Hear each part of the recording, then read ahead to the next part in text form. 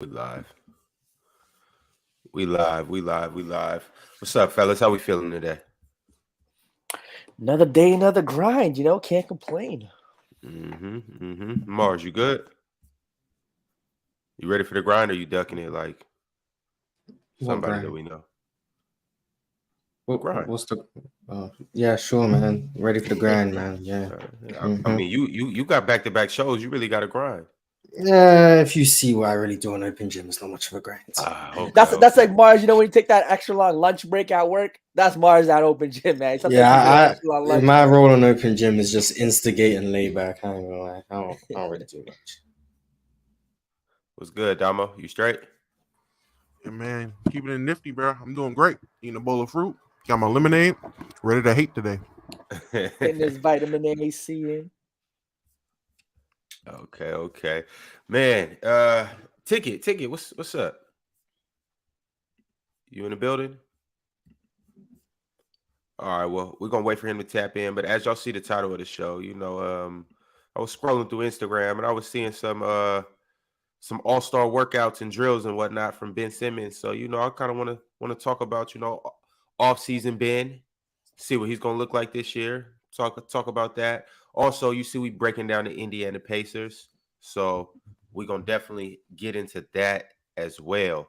In light of yesterday's show, we got comments and stuff like that people sent through. So I'm gonna go ahead and read those off right now. But before I do that, is there anything lingering that anybody needs to get off their chest? Well, if they don't want to say it, I'll say it. I'm mad I was misinformed a lot with that no allow situation we talked about yesterday. Nigga's a liar. That's what that is. That nigga's a liar. At no point, look, let me say this, because I said this on a pod last night. His message, what he was trying to say, absolutely true. Absolutely true. What he actually said was cap. Bullshit. At no point did he watch the NBA Finals in recent memory and see world champs on anybody's hat, memorabilia, anything there. Now, yes, he may have seen it on the banners the next year, but that's certain teams. Certain teams certain teams put world champion banners, other teams put NBA champion banners. That's a franchise decision. I seen somebody bring up the championship rings. The Denver Nuggets elected to go world championship rings. But I'm pretty sure if you look at championship, that's a team decision. Teams pick how they want their rings presented, what they want in their rings. That's a team decision. That's not the NBA saying, hey, this is what we're doing for all our teams. Teams pick that. So what he said was true. Whoever wins the NBA championship, you're not really the world champion. You're not playing world games. It makes sense. But what he said in that moment, how he presented it, how he delivered the message, 100% wrong. And if I'm a hater, that nigga is definitely a hater. Actually, he's not wrong.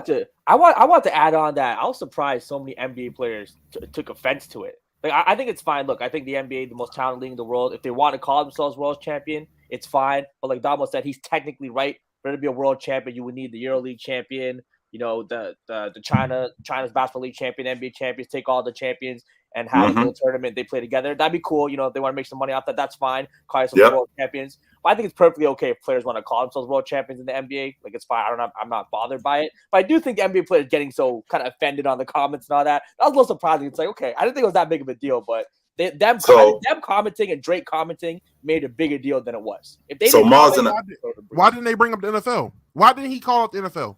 Because the NFL calls their champions world champions, like literally calls them world champions.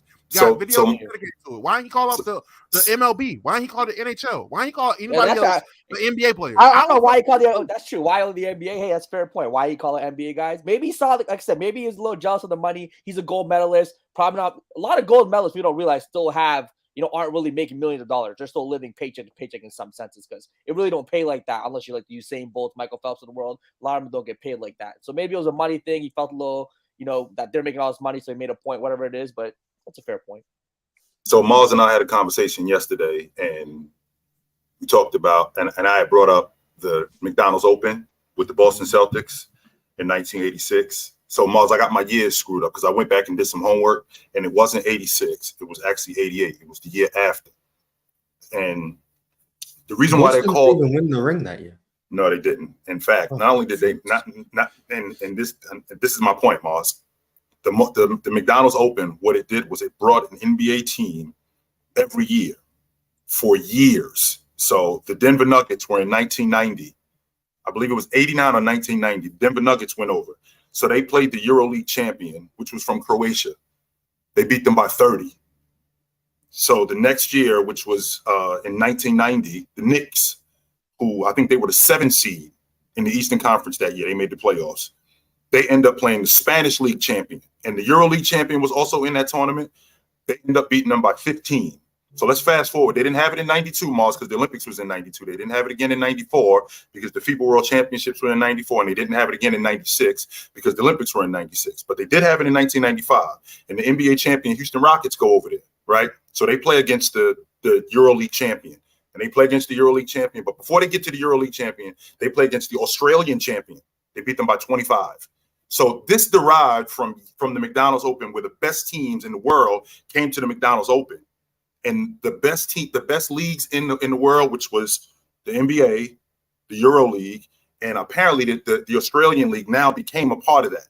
And the reason why they started calling it the NBA being the world champion, because of the McDonald's Open, because the best teams this was before the season started, Mars. It was about a 3-day tournament where it was like right before the season started in October. It was a 3-day tournament, and these teams would come over. I mean, it was in different places. It was in Paris one year. It was in Germany. I mean, the Bulls did it in '97 when they were in. It was in. I believe it was in Paris, France. They smoked the EuroLeague team. They smoked the Spanish League champion. So this is where it derived from. So before the season started, they would beat the best teams and then come to the best league in the world and win the championship. And now you're considered the world champion. Know your role and shut your mouth. If you smell. You hear them dogs barking, boy. They coming for your ass, boy. What the Rock is cooking. So that's what. Shut the hell up. Hello, ladies and gentlemen, man. Since, the Rock had to come in here and take over. Damo, what's up, baby? What's going on, man? What up? What's going on? Mars, Blackman in the house. What's up? Hello. Jalen, what's your new dance for today, baby? What's going on? New dance for the day. Do a little shoulder lean. and of course, the ladies' man himself, top left right now today, Mr. Ron. What's up? In What's effect. up? In effect. Oh, damn. Oh, okay. Mm-hmm. In effect. So Mars, that's where the world champion logic came from. It came from the McDonald's Open. So again, they would play these teams. So there's no reason for me to think that if that happened today, if before the season started, we had a McDonald's Open where Barcelona or KK from Croatia, the best team in France, or any team like that, the second best team, like I talked about with the Lakers, they won it in '91, in the beginning of the '91-92 season. That was right before Magic had announced that he was HIV positive. Well, it was in Paris, and this was the NBA runner-up. They ended up beating the EuroLeague champion and the Spanish League champion. The Bulls didn't go that year. This was the NBA champions that didn't even go. This was the NBA runner-ups. So that's where it came from in terms of being the world champion. They were actually playing against the best competition in the world before the NBA season started. And when the NBA champion was announced, even though I never heard David Stern say, congratulations, 1997, 98 world champion, it was NBA champion. I never heard him say that. It was just something that became later on. Yeah, I think I said it yesterday. I think the NBA teams would beat all of these teams. I think Denver would beat these EuroLeague teams and these Chinese teams and these teams in Taiwan, whatever. But until there's an official tournament, there's no world champion. That's just how it works. Or bring it back. How about that? Because there was an official tournament. So how about bringing it back? How about bringing the McDonald's Open back? And before the season starts, let's do it again and solidify an actual world champion. Because it was going on. They can do that, or they can just not have a world champion. I mean, there's many sports that don't have a world champion, and I think that's perfectly fine. It's just when you self-proclaim yourself a world champion and there's no official tournament for a world champion. That's why international teams, there's a world champion, because you actually compete against the other nations. The NBA doesn't do that. That's why there's no world champion, even if they are the best team in the world. Best in the world and world champion aren't the same thing. Like Noah Lyles is the best sprinter in the world, as far as I know. If he doesn't compete in the Olympics, he can still be the best in the world. He wouldn't be the world champion. Like that's all that means. You have to actually compete against the other nations to be the world champion. You can be the best in the world and not be the world champion. And I think that's what people are arguing about. Oh, the NBA is the best in the world, so they're the world champs. That's not how that works. That's never been how that works. It's never going to be how that works. And people just started arguing for no reason, I guess. I don't know. But yeah, that's all I really have to say. All right, y'all. I'm going to go ahead and run these comments up. I'm going to see how everybody feels about it. But right from the top, we got a comment from Player's Choice itself. Player's Choice Show. You guys see the title of it. It said the top 3 super thanks or super chats from the previous episode will be read at the top of each show. So this is your chance to, if you don't get something to say during the show, say it after the show. Send a super chat after the show. And at the top of the next show, we're going to read it for you. And these super chats don't stop. Ethan Hines actually just sent a super chat through. And he said, the world, Craig. If you know, you know. Champion of the whole wide world. Next comment. We got one from, let me see here. Who we got? We got a comment from Watching Videos Like You. Said, I don't know if it's a guarantee that every NBA championship team can defeat every championship team in the world in a single elimination tournament. For example, am I to believe that the 2004 Pistons are a shoo-in to defeat the EuroLeague champion that year? Yes, because they're the best defensive team in the world, Janet Jackass. I don't want nobody able to score on them. And not only that, like I said before, man, you guys got to remember one thing, bro. Listen, we set the tone, we set the pace, bro. So don't talk about something, we can't do this, we can't do that. Bro, they can't do it. They got to prove that they can do it consistently. Once they consistently prove, if I whoop your ass most of all the time, and you may win 2 out of 10 times, bro, you win 2 out of 100 times. Come on, bro. Ain't nobody gonna take that serious, man. Like a 2% chance of you winning.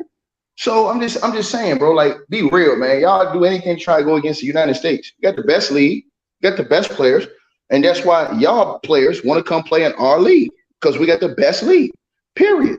So it is what it is. I mean, if it was any other league that was better, the players would go there, because the players want to play in the best leagues. The NBA is the best league. And you're about to say world, because the NBA is talking about expanding over into different parts of the world. And if they do that, then y'all really gonna have to shut up. So yeah, it was just sound like clowns, bro. Like the Pistons, the 04 Pistons who beat Shaq and Kobe easy in their prime, easy. They couldn't win it, man. Get out of here, bro. The way they was locking stuff up, Ben, Rashid, Chauncey, Rip, Tayshaun, all them other dudes who was locking up, they would have been unable to be stopped.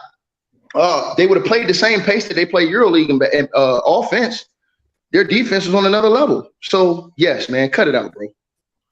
Yo, and shout out to Ethan Hines. He just gifted 20 Players Choice memberships. Appreciate you for holding it down out there in the chat. You the man.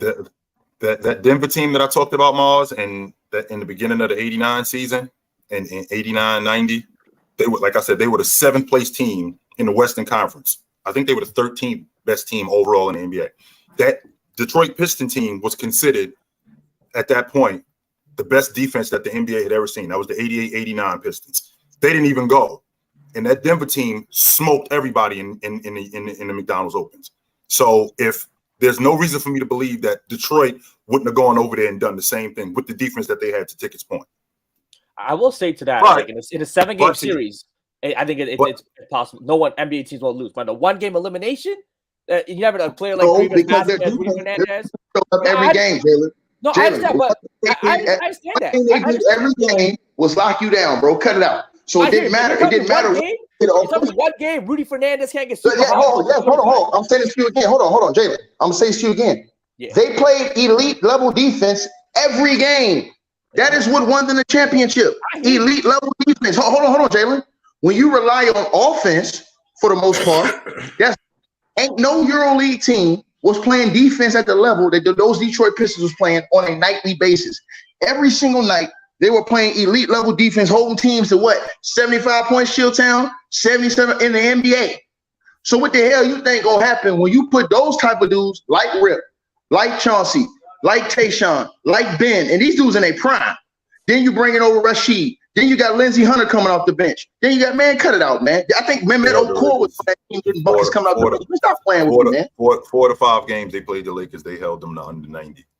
Yeah, I would say one game if you could have a bad shooting night. That Pistons you could have a bad shooting night and only put up 70 points. They might lose the game 73-70. I'm saying the 7-game series, the NBA team wins probably 99.9% of the time. But in a 1-game elimination, we've seen it happen. Just like we've seen it happen in a lot of sports. Any team can win in a 1-game elimination, especially in a sport like basketball where a couple guys can get hot, the other team can have a poor shooting night.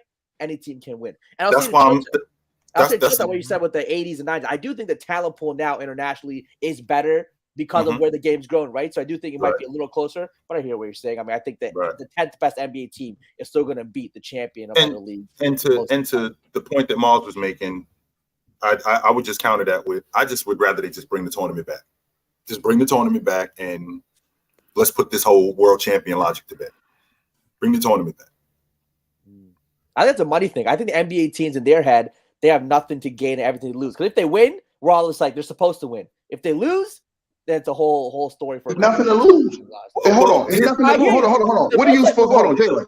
What are you supposed to do? Okay, so who are you saying that the NBA champions are supposed to play? It would be Real Madrid this year, right? No. Hold on.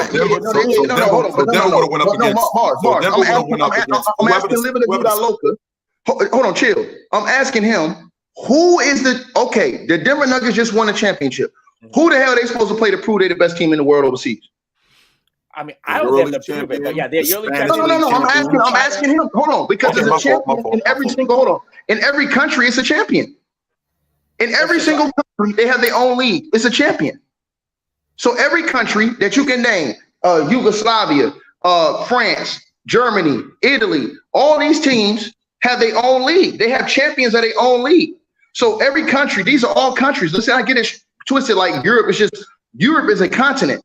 All these dudes are countries. So each country got their own league. Bob know what I'm talking about. And each country got their own champion. So the NBA is supposed to play every champion of every single league around the world to say we the world champs when you know they better than all them dudes. And for the most part, in those other countries, their best players are playing in the NBA.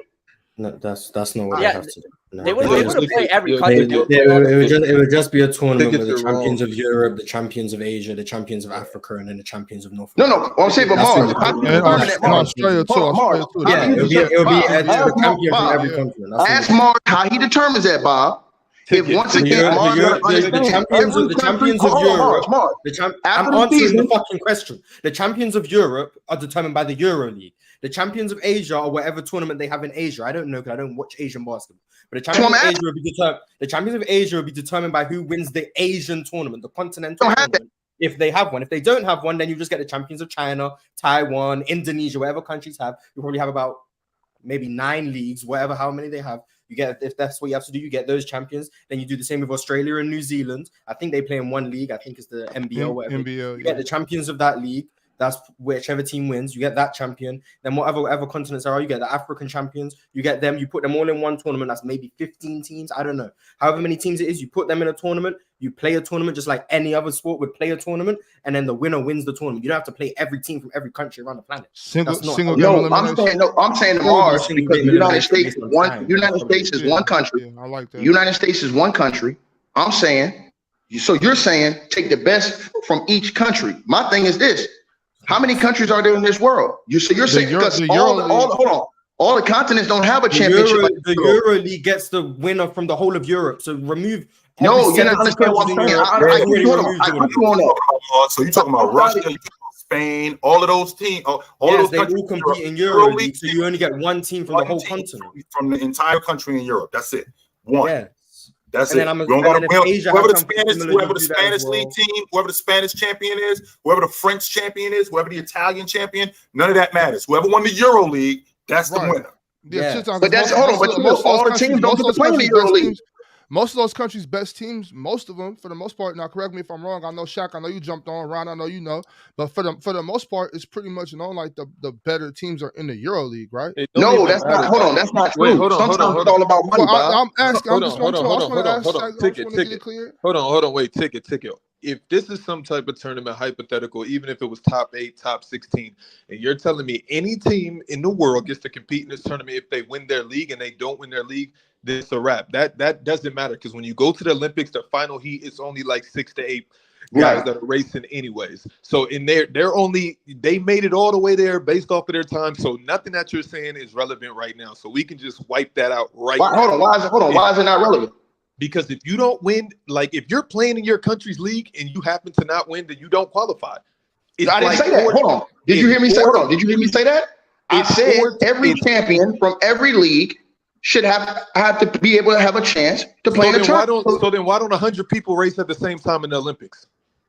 No, hold on. I'm with you. I'm saying from what they're saying world champion. So shouldn't every country have a chance to be a part of the world champion? That's the Not point just that countries. Yeah, Hold on, you get I the chance to compete to be a world champion if you win your domestic league.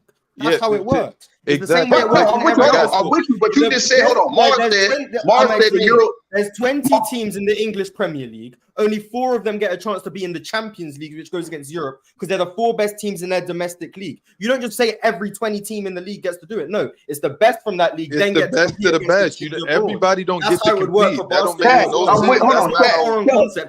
But forget that. But forget that. Ticket. You can have that. Ticket. You can have that. I see what you're saying on a very low level. I see what you're saying. Okay, that makes sense. But now let's get back to the fact that you think that any NBA team that pulls up in Europe is gonna win, especially like best of 7. I'm with you. Like that's tough. Like best of 7, no. But single game elimination. No. Hold on. I ain't saying any team. I said the world champion. Hold on. Kobe lost in 2010 to Barcelona. No. I didn't say that. I said the world champion. You didn't hear what I said. I said the that's NBA. what the world championship would be. No. You're not hearing me. No. I'm talking about. Listen again. If the Lakers won the world championship in the United States, right? The American championship. We can't win a world championship in the United States. Hey, Bob, I know you motherfuckers hate me, bro. This is goddamn bullshit. There's 20 motherfuckers jump on it. And I'm trying to talk to this man. What the hell is wrong with y'all? Keep going, Ticket. I'm saying to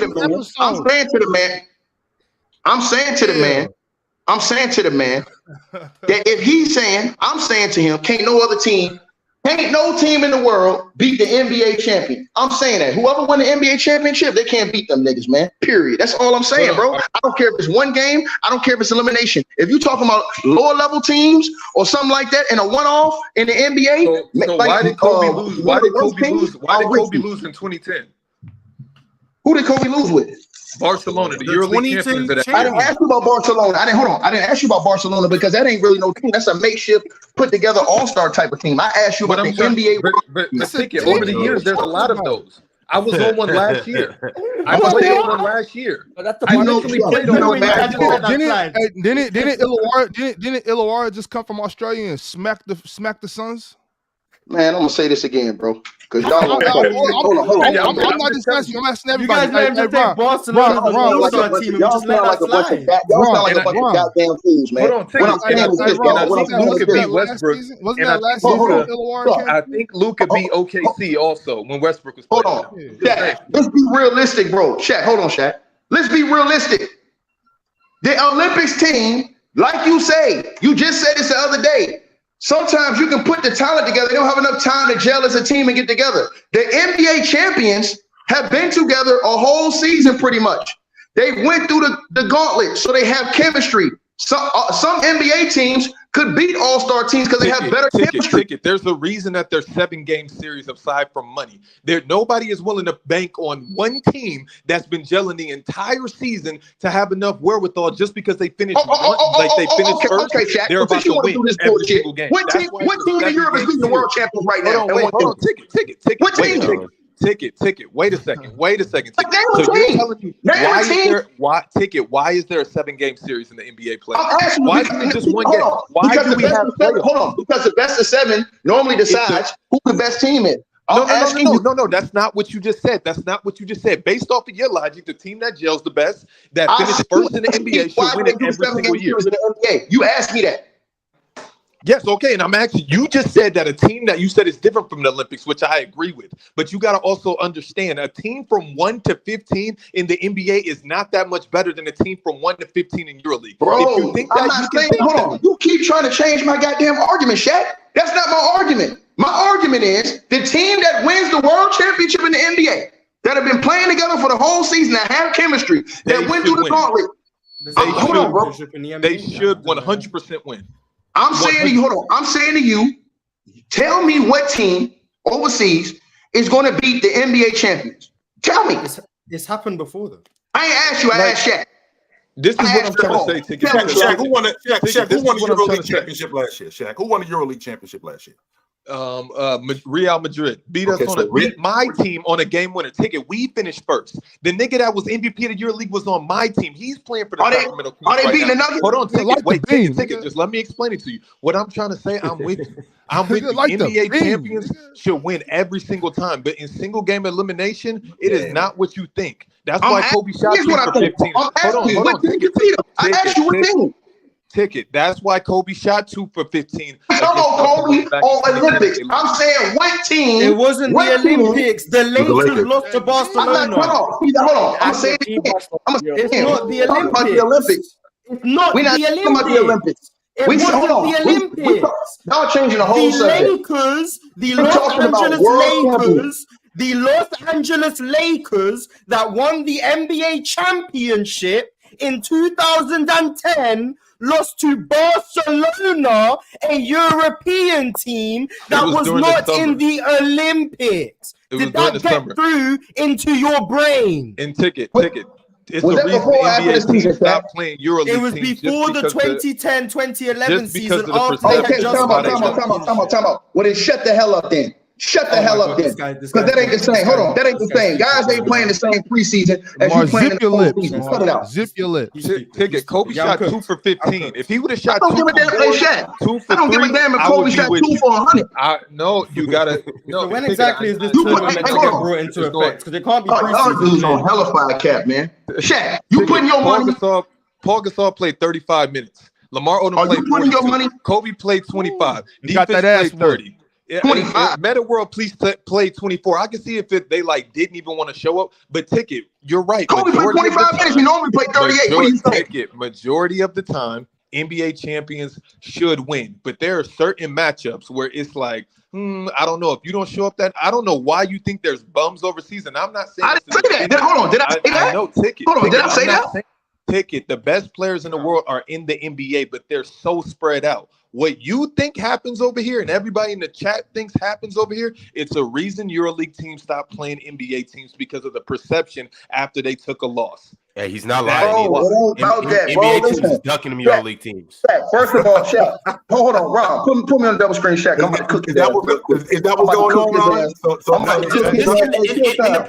In the preseason, it's known that the NBA teams stop playing them EuroLeague teams because they don't want to take that. Hold on, Rob. Put us on the big screen because I'm about to demolish that ass. Because you come in here with this bullshit this morning. You come up here with this bullshit just because we talking about this. I know what you did, dog, but I'm gonna cook your ass. You my brother. No, I was listening yesterday. I've been waiting. I was listening. I was gonna let it go. Like I said to you, and you tried to be slick, Shaq, and move the goalpost, but I caught your ass. That's why I asked you: did they play him before the season, or did they play him after they won the chip? You said before the season. You know good and damn well it's been world champions that have lost all but maybe 1 or 2 games in the preseason. Guys ain't playing the same in the preseason as the postseason. And you said Kobe played 25 minutes when you know he played 38 minutes on a he shot 2 for 15. He shot 2 for 15 in 25 minutes. He had to leave the game. And guess what? We don't know Kobe Bryant. We don't know that in 38 minutes he could have shot what 10 for 25. How Kobe. I'm not saying that this game would mean anything. So the fact that Kobe played or not, I'm not saying that. I'm just saying that they can get caught slipping based on all of these factors, based off of them not wanting to play or them realizing, hey, it might be too late, based off of other guys wanting to rise up to the challenge. But for you to sit here and say that they're just the world champions, no, if it was a best of 7, they're losing. The NBA's winning every single time. Every single time. I love you, bro. You full of shit, man, because you know what I'm saying, bro. I'm saying that the team that go through the grind in the NBA, this is different than the Olympic team because the Olympic team only has like a few weeks to a month to practice. That ain't enough time to get real chemistry. solidify roles and stuff. By the time you've gone through an NBA season, So when do you think we start practicing? Hold on, let me finish, Shaq. You went through the grind. You won a championship. Those are the most seasoned teams. Those are the most together teams. Those teams at times are better than the Olympic teams because they play together. You know this. So all I'm saying to you is, Shaq, tell me the team that won the NBA championship that would lose. Tell me the team that would beat a team overseas that won the NBA championship in one game. Tell me who it is. At the end of the season, after the finals is over with. Against Jokic, any team can lose. Ticket. I'm not about to, because Ticket with this. Hold on. Ticket. Expand your question. Name me one team. Ticket. Stop saying. Hold on, Shaq. Ticket. Stop saying one team. Expand your question, because that Los Angeles Lakers team who had just lost to Real Madrid, that was the back-to-back NBA champions. They were together for a long time. They wanted so to. stop acting like they just got together.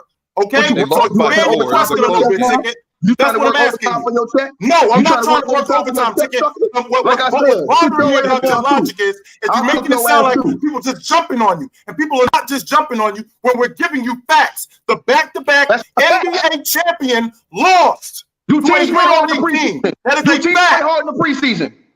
Ticket. All right, man, shut the hell up. All right, okay, hold on, you teams play hard in the preseason. So I'm glad you just brought that up, Ticket, because we just talked about the McDonald's Open and how all those NBA teams who were playing hard destroyed those teams. I want everybody to cry. Here in Grill Town. Look at Grill Town up here doing the Will Smith dance. Look at Grill Town now doing the Will Smith dance.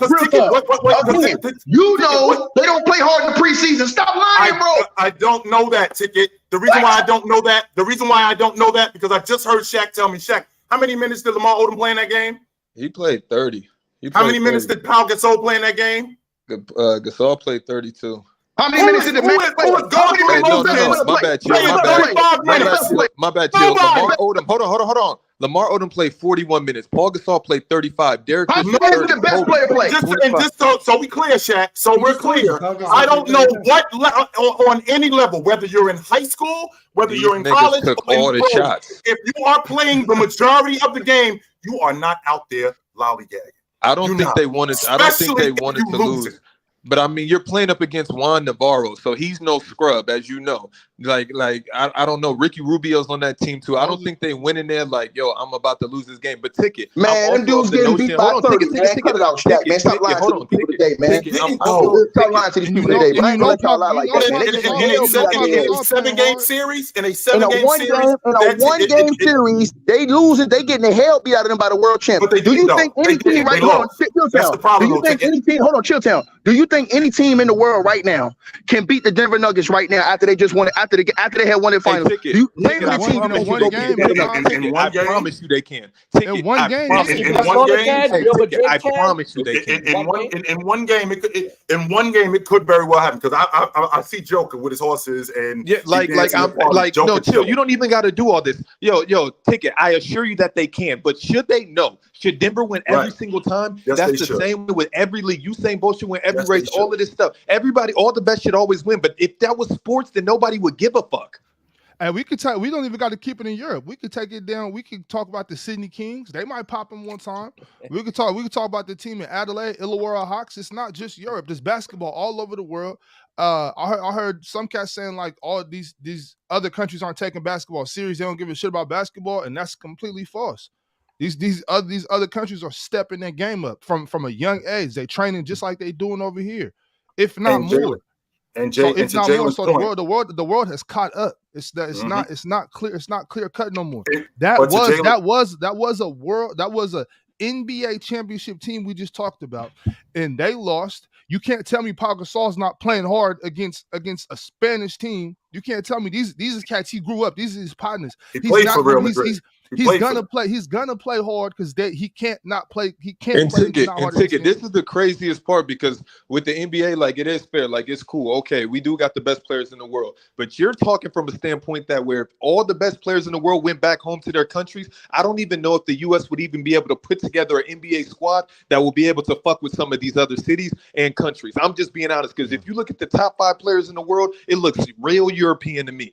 So when you're sitting here caping for the NBA based off of a lot of guys that are propelling it up from Europe, it makes your argument, I don't know.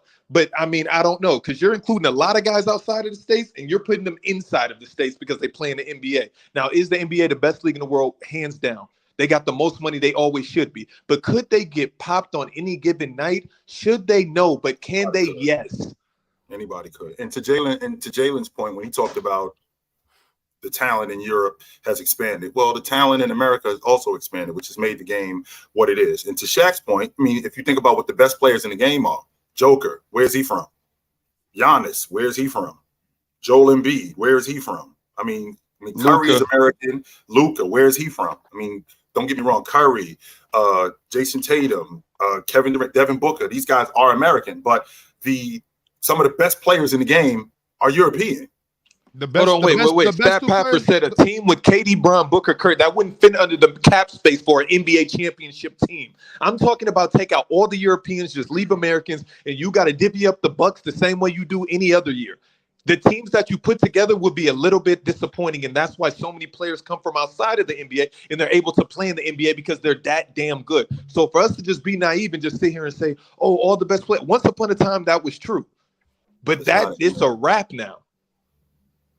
The best two players on the Denver Nuggets who were the NBA champions aren't even American. Are foreigners, right? Jamal Murray is Canadian, and Joker is from. It's nasty. It's a nasty angle. Yo, right, and speaking of which, I'm gonna go ahead and the FIBA first round is coming to a close. But it's a couple teams that are undefeated, a couple countries. I want to shout them out.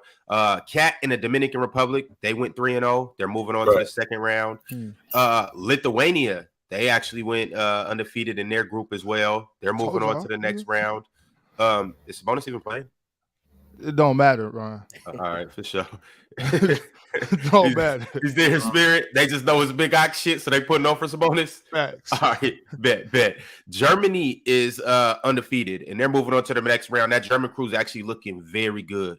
Very good. Also, I got to shout out Australia in that group, too. Australia did lose to Germany, but as you know, Bob just shouted out the Sydney Kings, Illawarra Hawks. Australia is one of those countries that we're going to have to be on the lookout for. And Josh Giddey's looking like he's primed for one of them seasons. He's really impressing me this summer. I like his improvement. I think he's going to have a major season this year next to Shea. And speaking of Shea, Canada's 3-0 as well. Let's go. They ran through their unit, so they looking like they're going to be a tough out.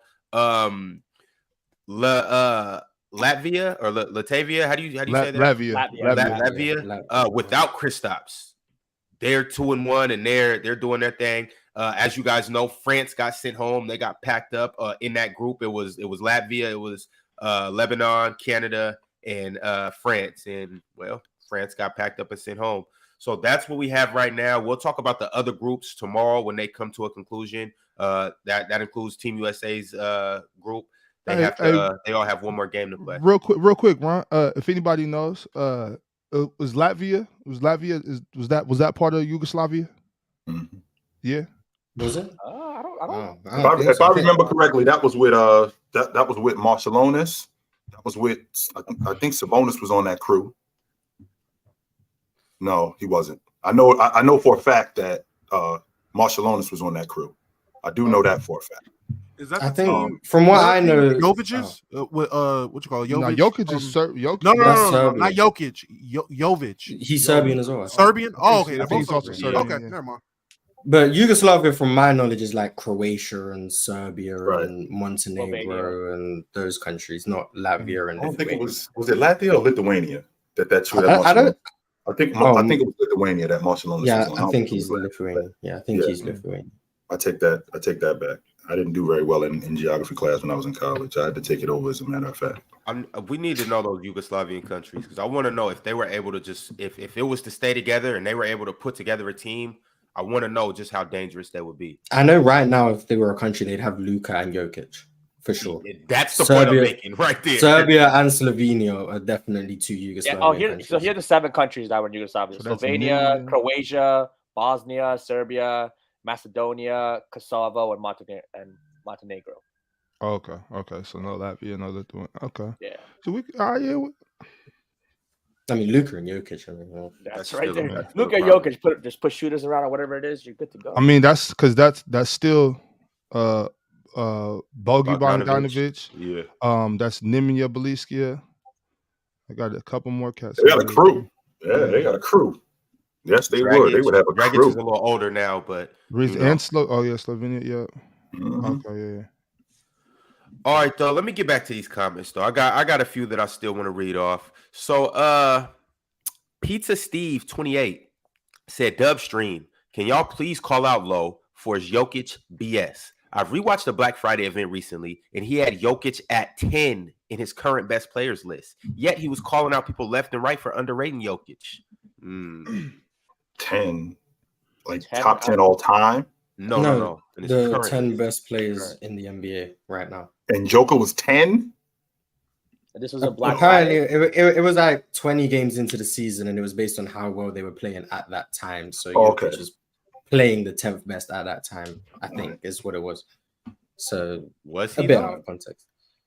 I don't remember November. I didn't, but that was around the time where Lowe was saying LeBron wasn't top 20. So Yes, he did. I wasn't agreeing with Lowe. So what, the but Jokic I just have don't- an explosive December and then Low For all me, of a sudden I said he's mean, the best player in the world? Jokic never dropped below 2 for me. But the way he does it is like his like power rankings, and I guess maybe at that time Jokic hadn't got off to a great start, and he had like I don't know other people above him. To me, it's still kind of crazy, but that's what I'm assuming.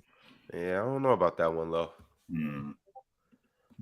Keeping it moving though, we got a comment from Dame Fresh TV.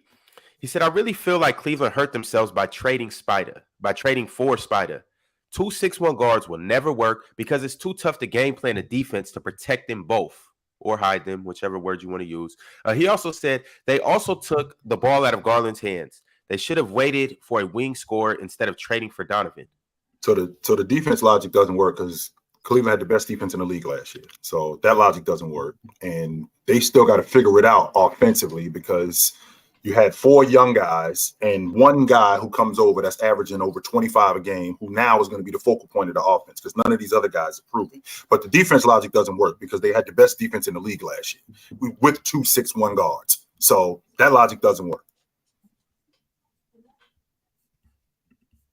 I think they had to kind of trade for a guy like Spidey. I think they were just, if they didn't, they would just be that middling team who would always finish, 4 or 5, 3 seed in the East, whatever, but would never be the next jump. You need an all NBA caliber player to win a championship. So taking a risk on Spidey, I don't hate it. Yeah, I don't hate the play.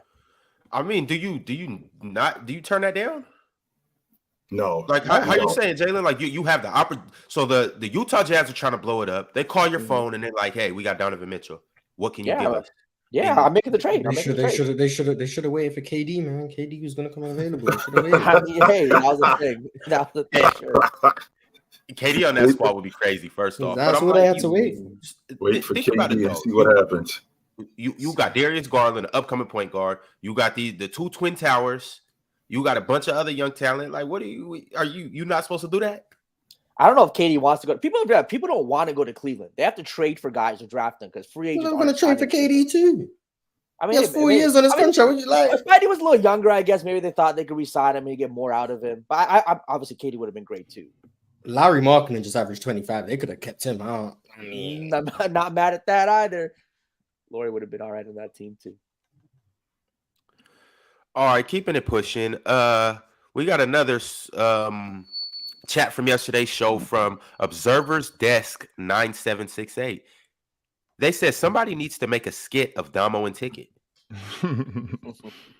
That's the editor's job. Keeping it pushing. On to the next. Who we got here? All right, we got a comment from Big Salmon 13. They said, "I'm confused how someone who knows so much about ball, Ash Chill, is questioning if a defense will become worse if you replace Isaac Okoro with Max Strus." And then they recommented to their initial comment and said, "Now he's saying you can't be hit on defense if you were starting. I don't know what dude be on sometimes." Maybe he's starting his troll arc. I want to make sure that I'm clear. So if you're hiding something, you don't want anybody to find out about it. Is that correct? I'm hiding this because I don't want you to see this. but you already know about it. So I don't want you to take it. So what I'm doing is I'm protecting it. So we're not hiding Steph Curry. We're not hiding any of these guys. We know who they are. That's why you hunt them. But now we got to protect them. We can't hide Steph Curry. We can't, like, I'm gonna take Steph Curry and I'm gonna move Steph Curry and I'm gonna put him on Max Kleber. I'm gonna move him. No, we know who you are. That's why they go after him. So because they go after him, we got to protect him as much as possible. Keep him away from pick and switch so they don't get the matchups that they want. Now, sometimes that's going to happen and we can't protect them. But under no circumstances can we hide them, because they already know about them. That's why they hunt them. Sounds like the only way you can hide someone is if you don't play them. Is that what you're saying? That's what it sounds like to me too, because, I mean, if you're on the floor, we can't really hide you because they know about you. They know who you are. So the best thing that we could do if you're on the floor is to protect you. That's why guys like Rudy Gobert become. That's why guys like Rudy Gobert become expendable in the playoffs, because when the game gets spread out and guys like that have to guard 22, 25 feet away from the basket, it becomes a problem for them. And then now that takes away from rebounding. So now we got to take him off the floor because now he's expendable. So we can't so we can't protect him anymore. As opposed to if he was just off the floor, that would just be the end of it. All right, keeping it pushing. And by the way, real quick, Ron, for the guy in the comments that talked about on the Cleveland defense, it was in the regular season. Just so you know, they actually held teams to right around what their defense was in the playoffs. I think that during the regular season, I think they were holding teams to 100 and 108 or 106, something like that. They held the Knicks to 103 a game. That was below what they were holding regular season teams to. So it wasn't like the Knicks just destroyed their defense, because no, they didn't. They averaged they barely averaged 100 a game. So the problem was they got beat up. That was the problem with the Cleveland Cavaliers. The Knicks just beat them up. There you have it. D Smooth sent a comment through. He said, "Ignore these lame watchers who want y'all to come down. Be who y'all are. I love the heated debates." That's why y'all here. Y'all love the drama. Yeah. That's exactly why y'all here. Y'all love to see Ticket flip out on Mars. Y'all love to see me flip out on Ticket. That's what y'all want. That's what y'all here for. Y'all love to hear Damo curse these dudes out in the chat. That's what y'all love to see. That's why y'all here. So, in the words of the OJs, got to get the people what they want. Speaking of which, people cussing people out. This chat is directed towards the least likeliest person up here to cuss somebody out, but lately he's been cussing people out. We got a comment from Crossover 5.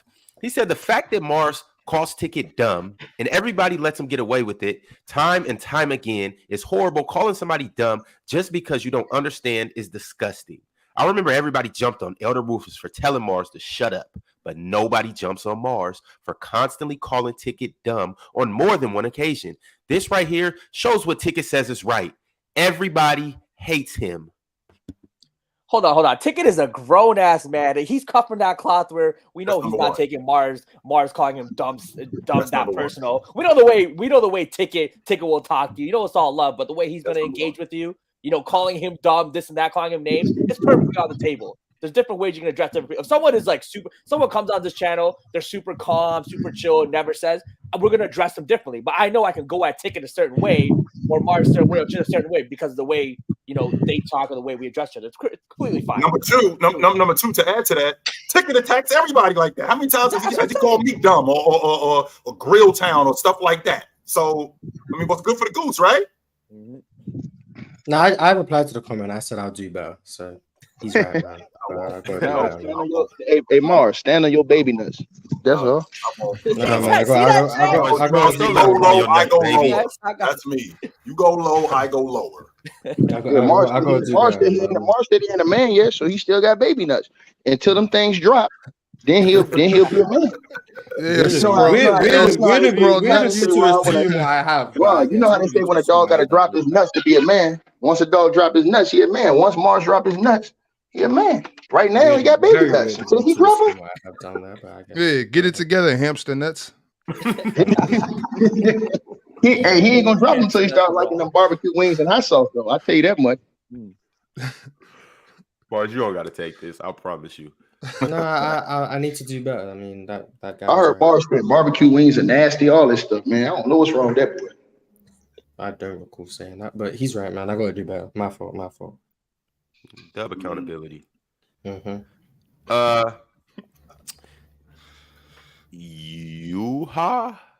Yuha is his name. Yuha is his name. He said we need a Mars and Ticket show. Let them make it straight beef for 2 hours and let it be love behind the scenes. Easily the best show. Dub panel guest on every day. It's incredible, dude. Man, y'all say that about everybody, man. For real, they got do. Mars and Dub got a great show right now. I like this. Facts. Yeah, more so my show, but yeah, I guess you can give Dub credit. Hey, Dub, where you at, man? He's getting ready for the show. He's getting ready to be a backup act, Mars. Hey, yeah, I mean the people are there for me. Hello, I said stop ducking me though.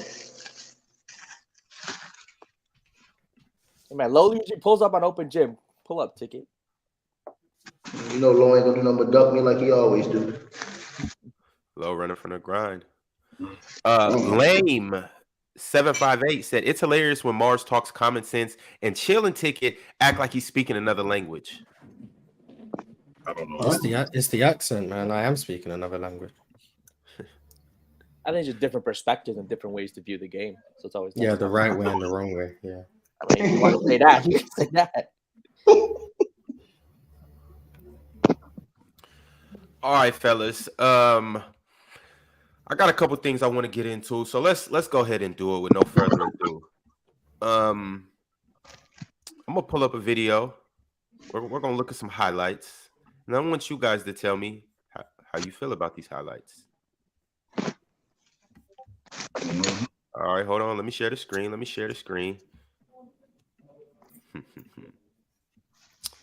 All right. Here we go, people. Off-season yearly mixtape. Shooting mixtape. Let's get into it. Y'all can every season, one more time, Big Ox. What you say, Big Ox? God damn. This shit again. That's what a lot of players too, not just him. Smooth, doesn't it? Oh my god! No, Jalen, this is every Jalen. Look, it's every no hits. hits. It looked nice. It does look. Ain't no way it was just one shot. Come on, over and over. That's crazy. Over and over. This is so crazy. Yeah. One shot is. Hey man, I need PC to make me a shooting mixtape. I made one shot. What are we talking about? Man. Why can't I'm still trying to figure out why can't this translate? Because it's obvious that in the offseason he's working on this. So why doesn't it translate to the pro game? Why doesn't he have a consistent stop and pop 17-footer in his game? Why can't he? Why is the stripe radioactive where he is getting rid of the basketball? He does not want to go to the stripe. What is going on with this dude mentally? I'm trying to make sense of it. I think it will now. I just think that, like, with Ben, I think he has this kind of ego problem. I mean, when I say that, I mean, like, when you're playing with Joel Embiid, it was a power struggle. Like, he felt like he was a guy, but a lot of people felt like Joel Embiid was the guy. I think Ben Simmons is an insecurity and wants to be that dude. So I think that if you put him in a situation where he has to be that, I think then you'll see him open his game. Like this year, I think he looks at this Brooklyn team and says, "Oh, I'm the man for this team. We got good teammates. I got guys that I can rock with, but I'm the man." So I think this is a year that we'll see Ben Simmons do a lot more of the stuff that he practices on this season. I'm actually rooting for Ben Simmons, to be honest with you, Big Ox. I'm actually rooting for Ben Simmons because, he was, before this whole thing happened with Atlanta, if I'm not mistaken, he was an all-pro. Right. He was an all-league defender. It wasn't really going as fast as I would have liked for it to go. His mid-range didn't translate. His one-on-one game, him getting downhill, he did that with the best of them. Him being an elite defender at 6'10" at the guard spot, him being a primary ball handler, that translated. It's the other stuff that didn't, and I was trying to figure out what the problem is. He don't. The thing about it is he got caught up in the dumb shit. You know what I'm saying? Ben Simmons don't need to be shooting threes. It's no reason for him to be out here shooting threes. People say, "Oh, he can't shoot." So now he want to do these mixtapes in the summertime, or maybe it's not even him. The media want to show him shooting. It's that jump shot's really not even a big deal. He was perfectly fine without it. That's my reason for not wanting to hear about it. It's crazy, but was he though? Was he though, Ox? I mean, because could they win without him? Could they win without him having a consistent? I think they could. I think they were perfectly fine without Ben Simmons being able to shoot the long ball or even shoot mid range. Ben Simmons coming downhill was as close to unstoppable as you can be. He had crazy post work. He could pass out of the post. He could pass everywhere. Ben Simmons was a perfectly fine NBA basketball player. He had that one mental lapse where he didn't know it was Trae Young and he passed the ball when he should have went dunked on him. That did it all up here. It's all up here now. Now he can't even play ball no more. And in the back situation, so if he could really get the mental part and stop being afraid of the free throw line, like you got to look at the free throw line like I used to. You know what I'm saying? I'm gonna shoot this motherfucker. It might go in, it might not. I don't care. I'm gonna get the ball back anyway. We're gonna keep playing. If Ben Simmons got to stop worrying about shooting free throws and just play basketball. It's mental though. I think it's 100% mental, children. Even if that's true, the result of it being mental, he became a liability. I'm watching him play when he was in Philadelphia. I'm watching him play the Lakers, and LeBron James is sitting in the paint, daring him to shoot the basketball. And even when he came into the paint, he wouldn't even shoot the ball. He would get off the basketball. And now that's what I'm talking about. And this stuff is the result of that. Right? Mm-hmm. This stuff is the result of him having this mental lapse, which I bold the question, does Ben Simmons even want to play basketball? Because again, I've seen these workouts in the summertime, right? I've seen these workouts in the summertime, and I've also not seen them translate to the pro game. And why have they not translated to the pro game? Is it because he misses a shot and then he immediately gets down on himself and he doesn't think that he can do it anymore? Which one is it? I'm trying to make sense of why this guy isn't a consistently elite player, because the tools are there. It's obvious that the tools are there. I think it was really, like I said, it was really a mental thing, and I think it started when he had that mental lapse. Like I've been there before, where I caught the ball and I got something easy, but I see something out the corner of my eye, and I might give it up or something. But then I realized, like, damn, that was a part. I could have just dunked on him, you know. Like when that happened to Ben Simmons, and then Joel Embiid and mostly Doc Rivers pretty much was like, it was Ben, you know, like when they threw him under the bus like that. And then the Philly fans start really going hard on him. I don't think he could handle it. I think it just crushed him. You know what I'm saying? Like you ever done something you thought you did pretty well. You thought you did, good, and then come to find out, everybody that watched was like, man, this nigga sucks. You know what I'm saying? Like, and then it comes to light. you ever been like, cause Chilton, you 6'4", 6'5", you ever just felt so small? Like, that ain't no nonsense. My high school basketball coach, I'll never forget it for as long as I live. There were days when I would walk out the gym and I was thinking to myself, why am I playing basketball? Right. What am I? I felt that way. That's but then there's times when I walked out the gym thinking, I don't think there's anybody on the planet that I can't see. Right. But especially when you're going so high, like, man, I'm an all-pro, I'm this, I'm that, and then all of a sudden something happens like, and then you can't. Yes. It's hard to bounce back, and especially if you got mental illnesses or something, it's hard to bounce back. The script got flipped on Ben fast too. Real like fast. Ben was. We were talking about Ben in high regards, and then all of a sudden it seemed like it was the next day. Everybody was just trashing Ben. Everybody was saying Ben sucks. Everybody was saying Ben isn't this, he isn't that, and then obviously the shooting thing that escalated everything, because then at that point it was like, yo, and people had prior to that been talking about his jumper, but then at that point it all came on fast. Like, yo, it is 5 years into your career and you still aren't shooting the ball. So now what's going on? And then he had the back injury, and then obviously he had to sit out, and then he was holding out. So it like all piled on quick after that whole little incident. But remember Doc Rivers had said, even before that, Doc Rivers had said, like, I don't need him out here shooting, because somebody had asked Doc, like, what are we gonna do? Basically, what are you gonna do about that broke ass jump shot that your point guard has? And Doc was like, I coach Rajon Rondo. Like I used to play against Magic Johnson. You don't got to shoot the 3 ball to be effective. You know what I'm saying? Like we good without him shooting that. That was before the Atlanta series though, and then Doc kind of flipped the script on him. Like now, which by the way, Big Ox, he wasn't terrible in that series. I mean, he held in the fourth quarter.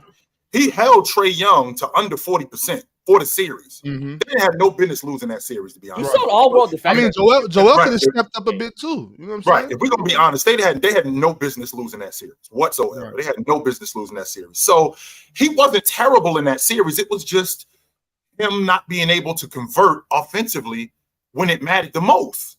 Mm-hmm. And I see him working in the offseason, and I'm thinking, damn, why can't he just knock down and again, we're not talking about him being Steph Curry with the long ball. We ain't talking about him being Klay Thompson with the long ball. I ain't asking that, but I'm thinking, damn, I have to at least be respectable where when we get in transition, I can stop 15 feet short of the basket and crack it and keep the defense honest. As opposed to him, he won't even look at the basket. Not only will he not look at the basket, like I said, the free throw line looks like it's radioactive where as soon as he get the ball, get this ball out of my hands, get it up to the basket and get it out of my hands. The thing about it too, Chill, is this. I guarantee you Ben shoots the ball a lot better than a lot of cats in the NBA. I guarantee Ben Simmons can actually shoot the ball better than a lot of cats in the league. But they're just not in the league though.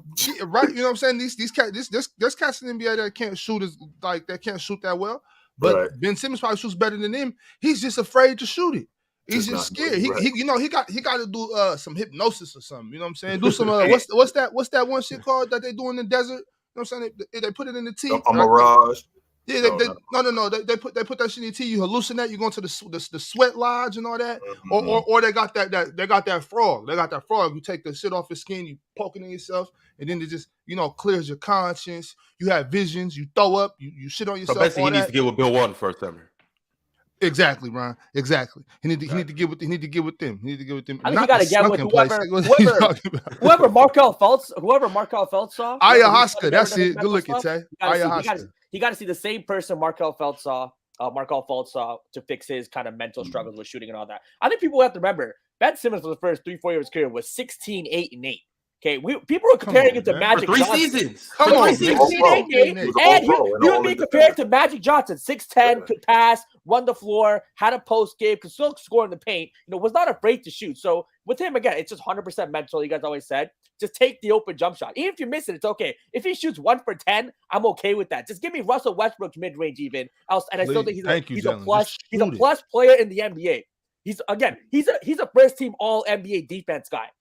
That's the caliber defender that he is, especially at his side. He's still an amazing passer, playmaker, just respectable shooting. Not 40% for 3. Give me 30% for 3. Just take the shot. Give me 70% for the free throw line, mid-range league average. He'd be perfectly fine. He'd be a borderline all-star caliber player. Hey, that's what we need to do. We need to all hit up Ben Simmons and tell him we support you, Ben. We'll do the ayahuasca with you. Just shoot. There it is. We'll go. Yeah, Ron. We'll go hit the desert with him. Go out to Arizona, hit the desert, do some of that ayahuasca shit. Good with 110 degrees and hallucinating them straight. But thanks though. I appreciate it. I appreciate it.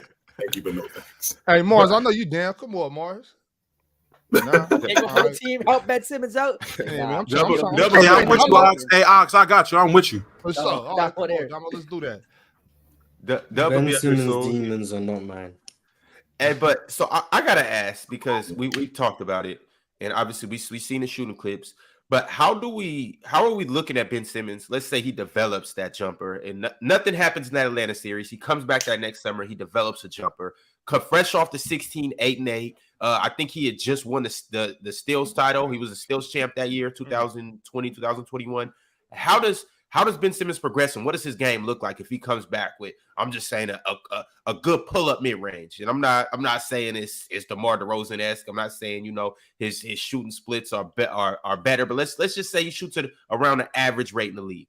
What does his game look like, and how does he we definitely looking at a top 5 guard in the game. Especially considering the defender that he is, we definitely looking at him as a top 5 guard in the game, because if that jump shot translates and he's able to hit that more, that 16 a game goes up. That means that he's scoring more. And in addition to him scoring more, he's an all-league defender. So if you're thinking about the guards in the game, the lead guards in the game in particular, if that jump shot is falling, the offense is open even more. That means his ability to distribute is better. That enhances his whole game. So I think we're talking about at least we're talking about a top 10 guard, almost a top 5 guard, 100%, I believe. I was talking about a top 20 player for sure, maybe top 15. I think an all NBA caliber player. Because you give him 20 points, plus you give him the 8-9 rebounds, 8-9 assists, and all world defense. That's an all NBA caliber player right there who's going to help every team in the league. So, and I think, again, with his size, the versatility, can play from the point, can I think kind of play make from the post too, like a Draymond Green, whoever else. So, I mean, again, all NBA caliber player, which is why I think teams don't want to give up on him because they see the tools are there. They know, I think every team acknowledges it's just a mental thing. So if they can fix that mental thing, whichever way they feel like they need to, they get an all NBA caliber player at 26 years old. He's still young, 25, 26 years old, still has a long career ahead of him. Here's the thing, though, Jalen. The mental thing, it wouldn't be that because to Ron's point, we wouldn't be worrying about him having these mental breakdowns because his game is now translating. Now, would it translate to playoffs? Right? Would it translate in the playoffs? If it translated in the playoffs, that heightens him and that moves him up the list even more because now he's playing in bigger games and he's performing big time in these big games. So if he's doing that, I definitely think we're looking at a top 10, maybe even a top 5 guard in the game. Jalen, you also can't. They also, I mean, they might not be giving up on him just because his size and ability, athleticism, whatever. But they're also probably not giving up on him because all that damn money he's getting paid. Yeah, sure. Is his contract done? No, we can't just end it because that's a fact. 100%. So with that being said, what are our expectations for Ben Simmons this next year? Damo, I'd love to hear from you. Mars, Jalen, what's our expectations going into the 2023-24 season of Ben Simmons on the Nets? I'm not gonna lie, man. Just play basketball. I'm so far past the belief of trying to hold him to these number 1 pick expectations anymore. I think people just overvalue what his game actually was. Some guys are just who they are. Some guys' game is what their game is, and that's absolutely fine. Ben Simmons might not be Magic James or LeBron Irvin. Like that's not who he is. He's Ben Simmons. He's a passive 6'10", defensive-minded forward. That's it. I just want to see him play basketball. I want to see him be on the court, be healthy, and just play. He do that, then we can talk about steps of improving and expectations and all that. But right now, the expectations should just be finish the season. He got the same expectations as Zion. Get your ass on the court. I just got to see if he love the game. That's what I want to see. Like, does he want to play basketball? More than anything, does this dude want to play basketball? And when it gets difficult, is he going to hang his head and is he going to bow out or is he going to overcome this? That's what I want to see. I'm with Dom on the sense I want to see him play 70 games in a season. I want to see him get through the season, play 30 minutes a game and let his game do the talking. I still like him as a point guard. I think he's a phenomenal point guard as a passer. I think at 6'10", the passes that he was able to complete in the Philly system, I mean, I think he'd be a top 10 passer in the league, borderline top 5.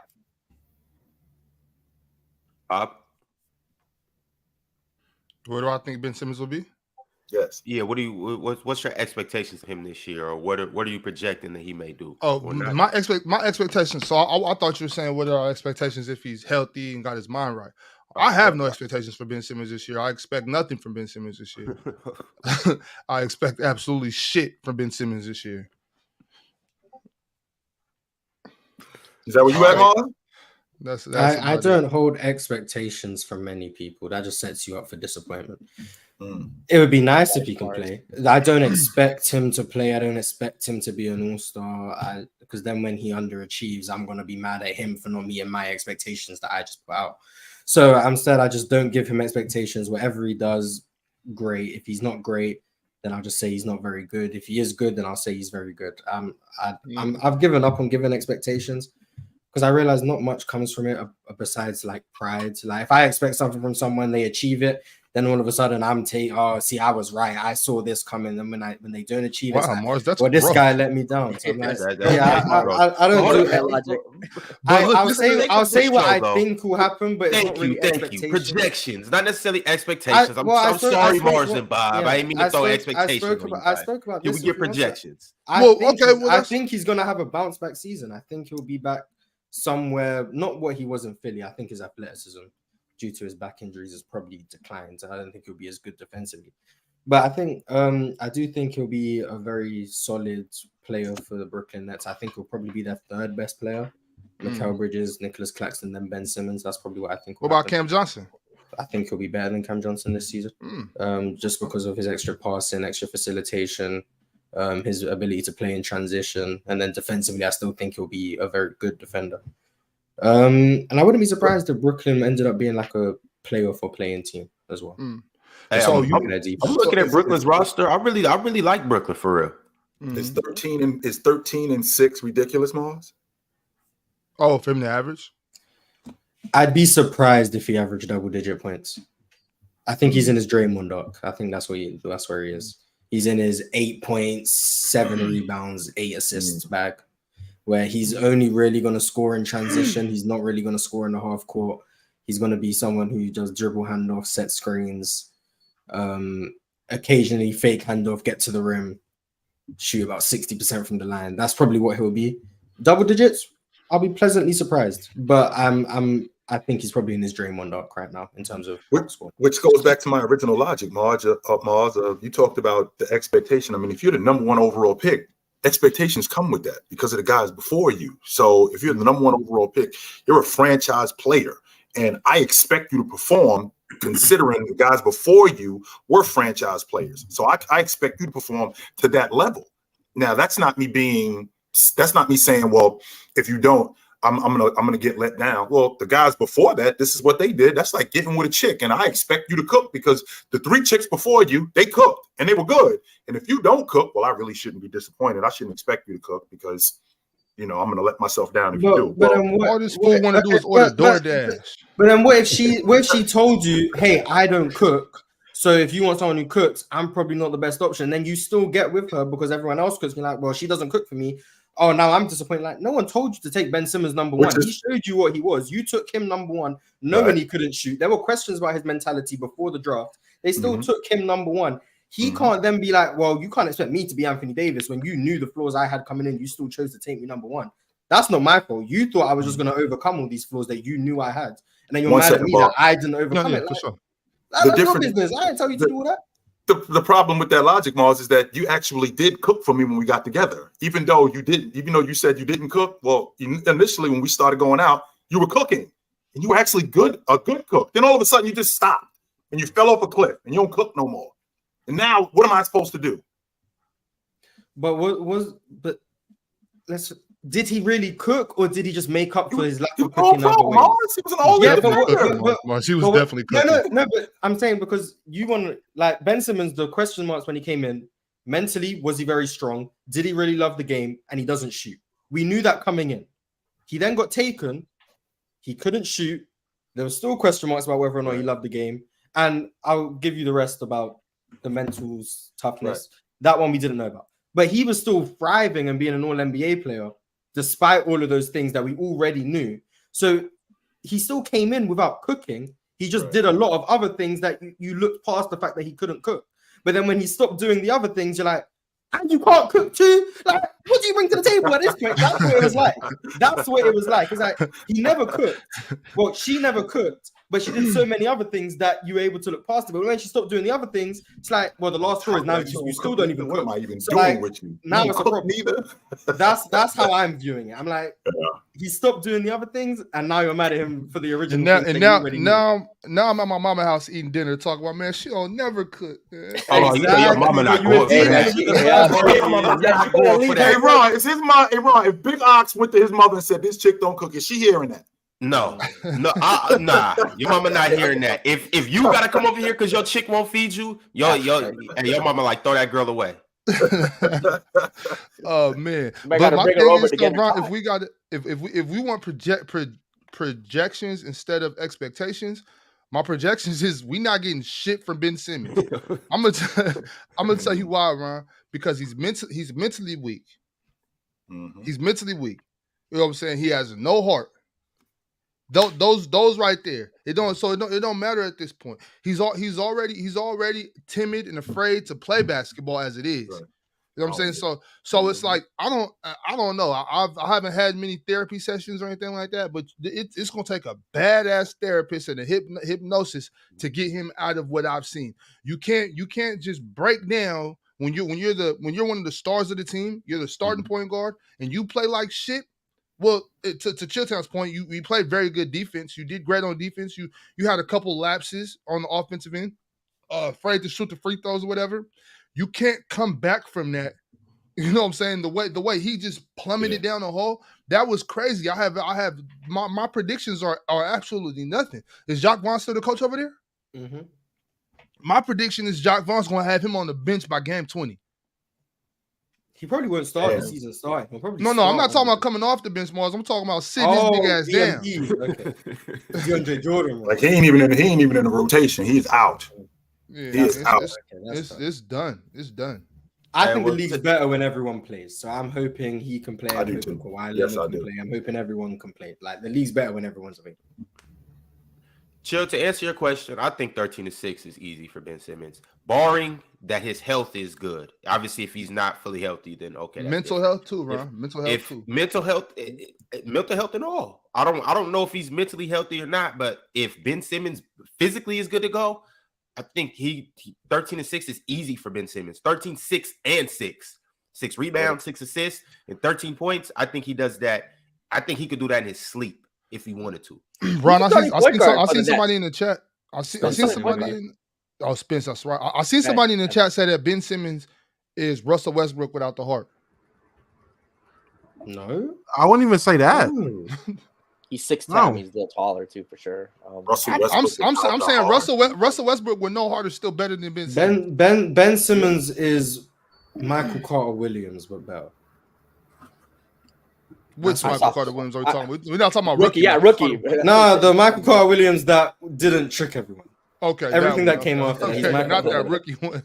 He didn't trick a lot of people. If we could get rookie Michael Carter Williams back right now. That first game from Michael Carter Williams. Was it 9 steals? He had like 9 steals, right? It was something crazy. Yo, Michael Carter Williams was on his way to being the GOAT. And it was against Miami as well. It's like, yeah. Hey, I feel so bad for Philly.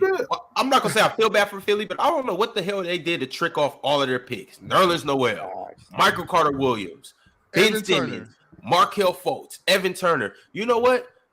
I'm like, the more and more I think about it, I'm trying to figure out drafting people who can't shoot. Hey, did they get Jared Evan Turner, Michael Carter Williams, Ben Simmons, and Markelle? Jared Sullinger was somewhere else. No, that was what y'all. I think did Boston not draft Jared? Oh, yeah, Jared Sullinger wasn't Philly. Oh, a bunch of people who can't shoot. Evan Turner was amazing in college, though. He was amazing in college, and he couldn't shoot. That was like the biggest thing with him. He couldn't shoot. I guess in Ohio State. I guess yeah. The issue with that, the trust the process Philly or the process is loading Philadelphia team.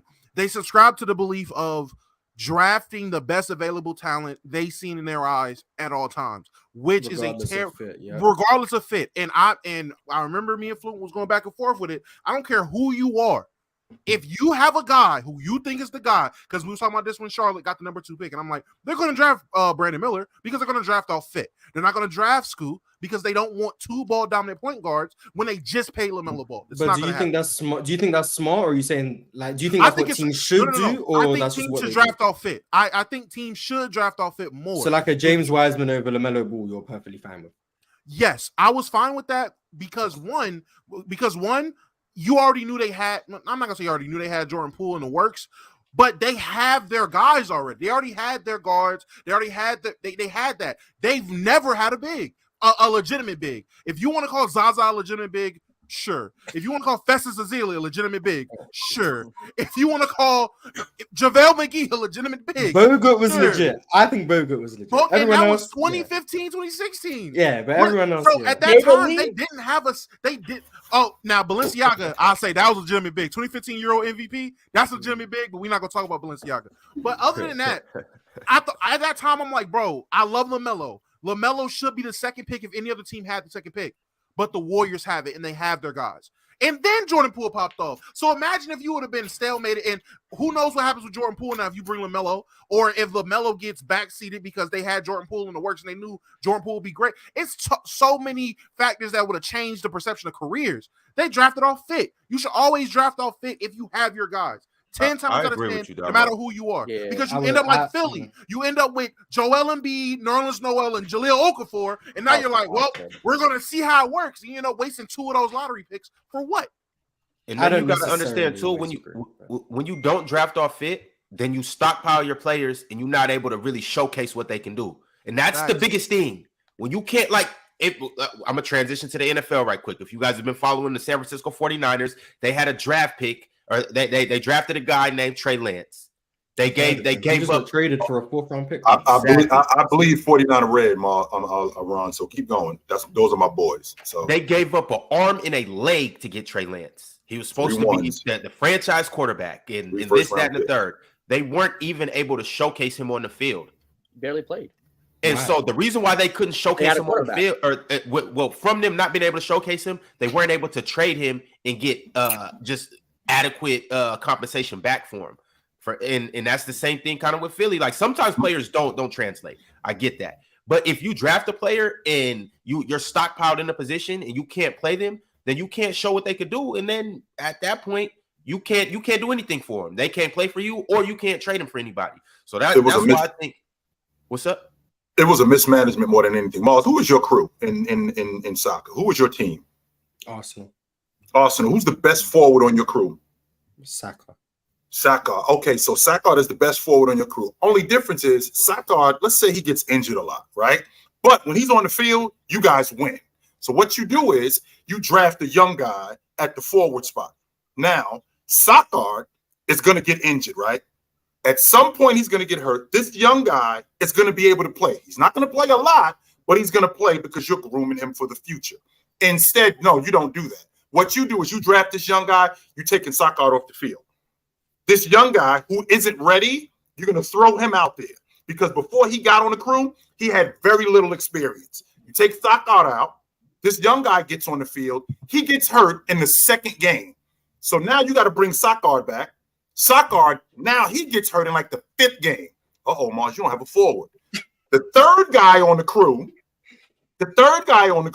he comes on, and now he's basically just running things, and he's looking like, y'all should have been starting me from the beginning.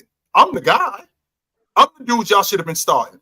All this was a mismanagement more than anything. Jimmy Garoppolo was going to get hurt. All they had to do was let Trey sit behind him for a year, 2 years, maybe even 3, and let him get reps because he was going to get hurt. But instead, they throw him out there. He wasn't ready. He gets hurt. Jimmy G now has to come back. Jimmy G now gets hurt. We get Brock Purdy, who steps on the field like, yo, y'all should have just gave me the ball right from the beginning because I'm the guy. And now you screwed up Trey Lance. You completely screwed him up. That's a fact. Can I just ask, because I'm seeing it in the chat, and people are talking about my fit take. People are saying, even in the 2003 draft, you taking Darko, or people bringing up the Darko thing. Bro, the Pistons won the damn championship. Yes, if you're trying to win a championship, you draft off fit. And I've seen somebody say, Dwayne Wade's off-ball presence would have been, his off-ball work would have been great with the Pistons. Nigga, what? Dwayne Wade off-ball on the Pistons would have been what?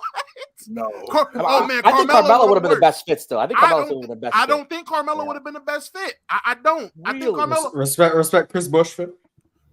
I think Chris Bosh would have been a way better fit than Darko. Yes, I do give you that. Melo would have been better fit. Coming off that bench would have been crazy. If you were going to go big, you should have went Chris Bosh. You shouldn't have went Darko. I will say that. But drafting Carmelo to come behind Tayshaun Prince, who was in his prime, makes no sense.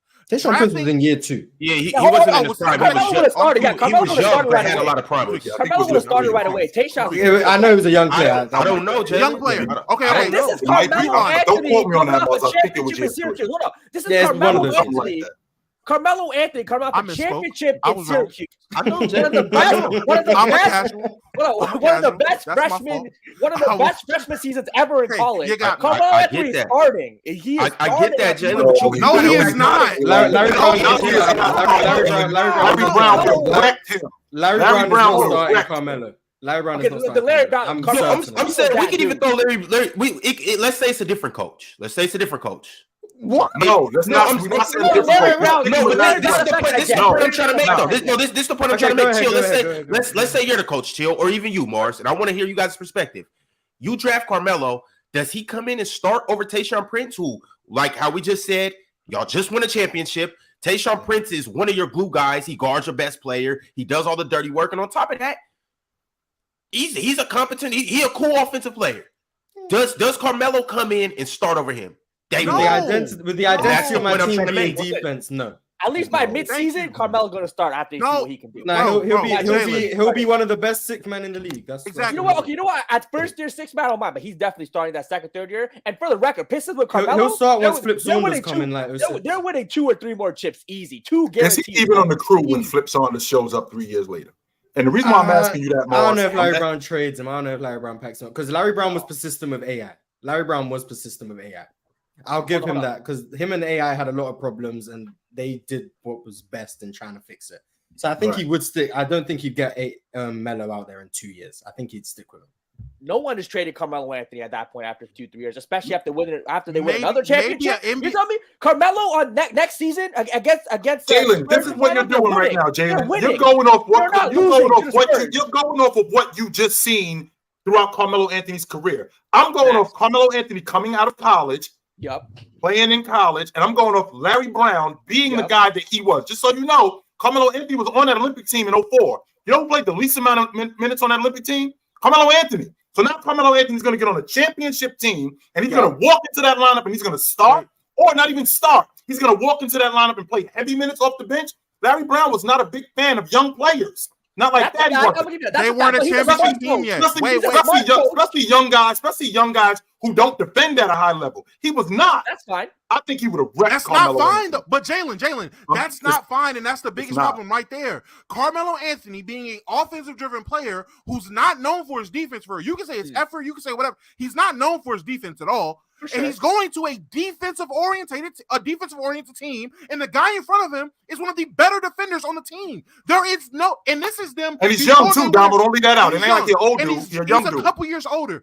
There is no situation where you have a defensive-minded coach with a defensive-minded team with aspirations to be a champion because they didn't win a championship yet. This is the year they won the championship. Going into the year they won a championship, there's no way Carmelo's coming in there and starting off the grace of my buckets. That's not going to happen. Not with that team. Not with a team with no superstars, a team with just the greatest role. I'm just going by terms I've heard. I'm not saying me, but the greatest role player team we've ever seen. There's no way Melo is about to come in there and be like, my buckets is getting me started. No, he's coming. I hear you.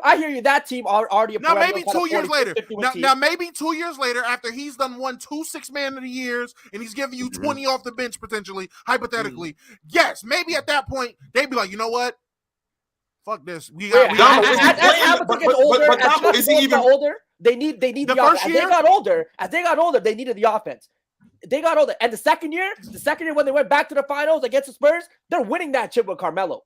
The reason they lost is they couldn't score a bucket. What they needed, that team was all defense. Throughout all those years, they had a hard time. I mean, Manu Ginobili was cooking takeouts. Imagine what he was Carmelo. That series was close down the 7-game series. It was a 7-game. The only weakness on that team, especially after a couple years, was they needed a guy who could get his own shot up. Because Rip was more off the ball coming off screen. Chauncey was getting older. But you give Melo on that defensive unit, that's a couple of chips. But Jalen, that first year he probably doesn't play as much as he should. But Chilton, I will say this. Going into that offseason and starting the next season with that training camp, I'm not going to lie, Melo might have a different level of dog in playing under Rasheed Wallace, Ben Wallace. Playing with those guys and having that tutelage, he might be a different demon. So or he's just trash. Right. And I'm thinking about, don't forget, the year that they won the NBA championship, which would have been his rookie year, that summer, he was on the Olympic team with Larry Brown. He played the least amount of minutes. So now we're talking about a guy in Carmelo Anthony who Larry Brown could be yanking him in and out of the lineup. What does that do for a guy's confidence? What does that do to a guy's game? It's not necessarily saying that he would have just jumped on that crew and immediately he's coming off the bench and he's playing 25, 30 minutes a night. No, he might have games like what they doing to the kid Cam Johnson or Cam Thomas in Brooklyn, where he might have a stretch where he's playing 25, 30 minutes, and then he might have 6 or 7 DMPs. What does that do to a guy's confidence? Because that's who Larry Brown was when you're talking about young players. Jalen Rose will tell you himself, Larry Brown almost ran him out the league. So a guy in Carmelo Anthony who just got out of school and he's on a championship contending team that is not that far away from winning it. It's clear that they ain't that far away from winning it. And to Damo's point, a defensive-minded team, and this dude doesn't defend like that, he's just going to get on that crew, and they're going to immediately turn it around. With him, I think Larry Brown wrecks him.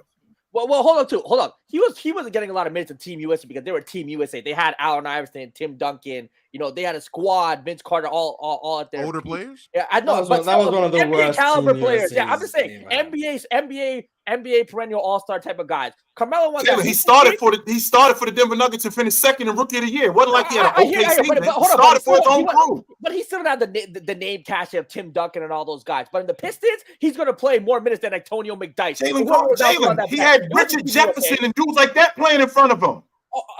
Richard Jefferson was balling. Hold up, I hear you, but Richard Jefferson was. This is my point. So now, if Richard Jefferson is playing in front of him, why isn't Tayshaun Prince, who's younger, on the championship contending unit, playing in front of him way more? I get that. Tayshaun starting is fine, but I'm saying he's going to be their sixth man. He's getting to at least to a minimum 20-25 Honestly, minutes. I'm with Jalen on that too. I think Melo is, by year 2, I think Melo is buckets for them. That's fine, but Melo's not even the best fit out of all the players that was passed on. It's Chris Bosh. Chris Bosh is the best fit to come with that team. That's the best fit. So, and in terms of now you drafted on fit. So you drafted on fit. Drafted on fit. And I said the Pistons. You go on Chris Bosh for sure, right there. Yes, in that situation. In hindsight. Not even in hindsight. I mean, well, I have to say hindsight because I was legit back then. But looking back at it, if you were going to go big, you should have went Chris Bosh. But it was the Dirk effect, and we've seen that repeat itself plenty of times. Hell, I've definitely seen teams take these foreign big guys because of Porzingis after. Dragon Bender should not have been picked anywhere in the NBA at all. But he got picked because Porzingis. So I get why it happened. But at the time, if you were going to go big, you should have went Chris Bosh. But yes, to bring it all the way back around, drafting on fit, what Philly never did. That's hell, even, and this is where they ruined the process, and I will always bring this up. When they let the Celtics fleece them for Jason Tatum, when you already knew Ben Simmons was a passive forward, so you needed a scoring forward. If you had the idea of playing Ben Simmons at point guard, which is what they wanted to do, you knew you needed a guy to get buckets. So for whatever reason you decided, I'm going to draft the best player available, which is Markelle Fultz. That's the perception at this time. Markelle's the best player in the draft, even though he's a scoring guard. You should have drafted the scoring forward to fit next to Ben Simmons and Joel Embiid. They've never drafted on fit. They've always drafted whoever was perceived the best player at that pick. Every time. And that bit them in the ass. Remember though, Damo, you gotta remember what was going on. He got gassed though. He got gassed. Danny Ainge had no intentions in taking him. In fact, Jason Tatum was his guy right from the beginning, but he told everybody that Markelle Fultz was his guy.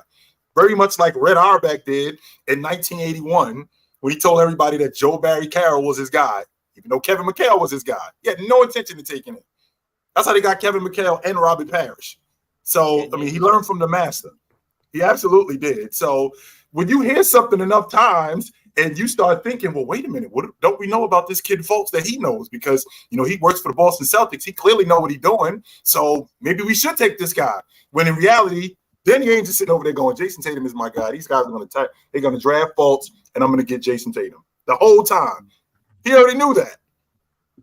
Wouldn't Carmelo have started at the 4? My bad, John. Just lost 5 came mid-season. Rashid came mid-season, so I think Melo might have started at the 4 too. That's what I said. He might have started at the 4. And if they don't make the Rashid trade, they're cooked. The only time I agree with drafting on fit is if the talent level between the two prospects is close. If it's close, you take the one that fits your system better. I'm like, that's perfectly fine.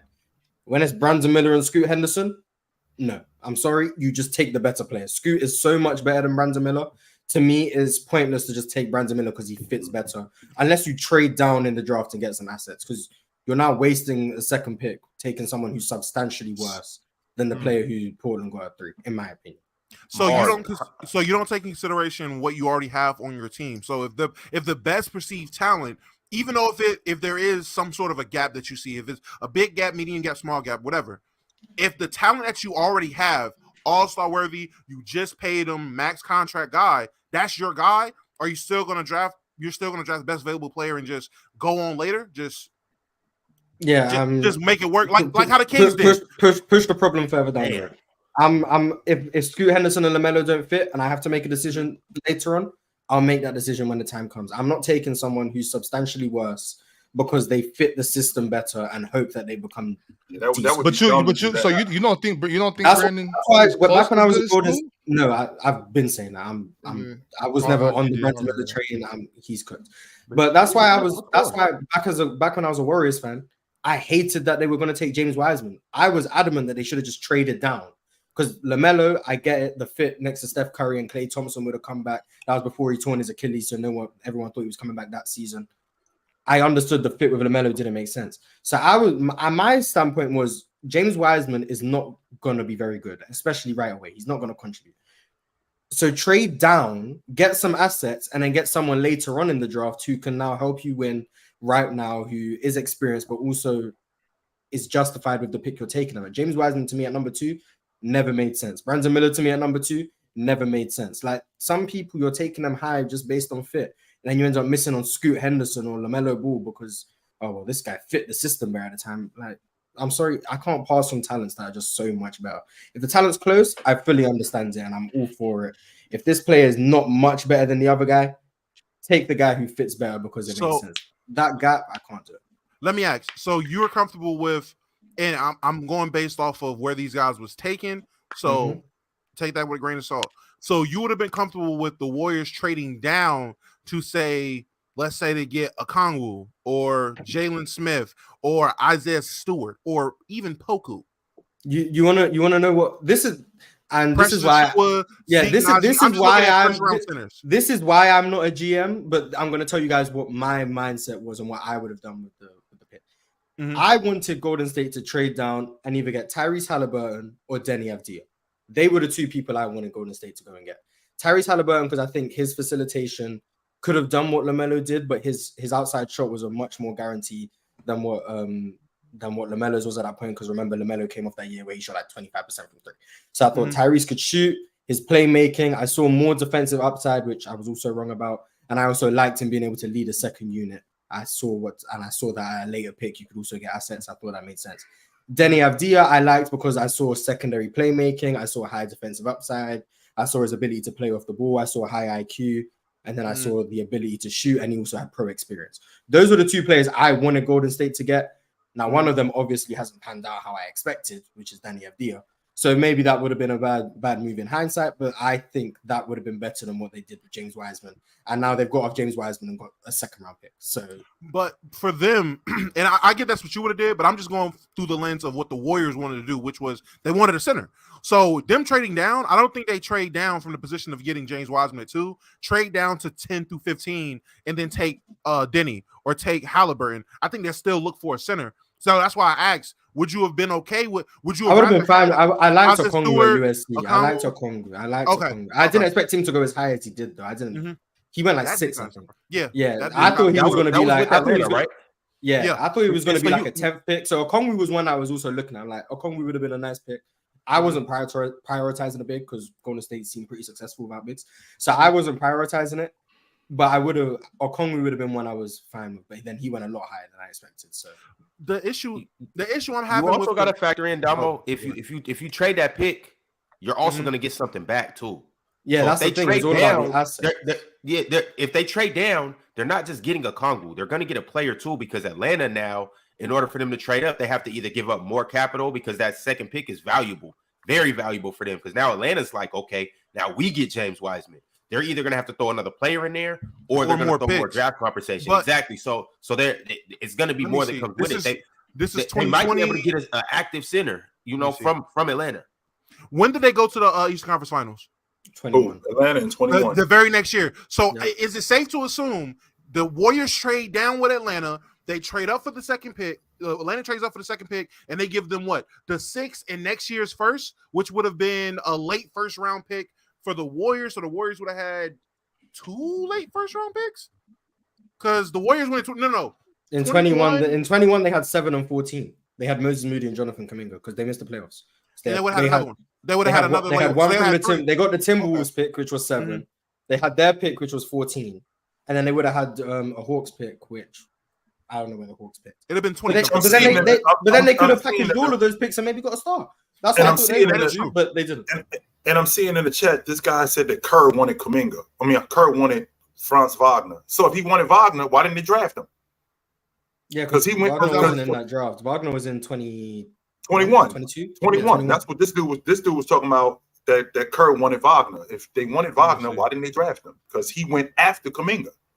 I don't understand what because it probably no because it probably wasn't his call. It probably was above his pay grade, and someone else wanted Kuminga and not Wagner. My issue with the whole just draft the best talent now, push the problem later is, and I'm gonna use the Kings as an example because I remember when this happened, and I said it was a good trade, but I heard a plethora of people on my neck. Yes, it's a bonus trade. Pushing it forward, no, at that time, no one trusted the Kings. And I'm gonna keep it hot. No one trusted the Kings. And they had to, and I remember I had to take, I'm just glad they made a decision. Whether it was De'Aaron Fox or Haliburton, I'm glad they made a decision instead of just sitting on these three guards. But no one trusts a lot of these bad teams, especially. I'm not going to trust the Hornets to draft Scoot and LaMelo and then go down the line and be like, all right, we're going to make the best choice for us. You're going to get fleeced. You're going to get robbed. You're going to get bamboozled because you're the Charlotte Hornets. A lot of teams they don't have good resumes in terms of making smart front office decisions. So I could subscribe to the belief of removing all that shit from them. Remove all the error, remove all trial and error, remove all ability for them to put themselves in a box or get fleeced by the Celtics or get fleeced by one of these other teams that have good management and would have just took advantage of it. And the Kings surprised me. The Kings surprised a lot of teams because that move ended up being a great move. They moved better down the line. They end up getting better assets and everything around them. But how often does that happen?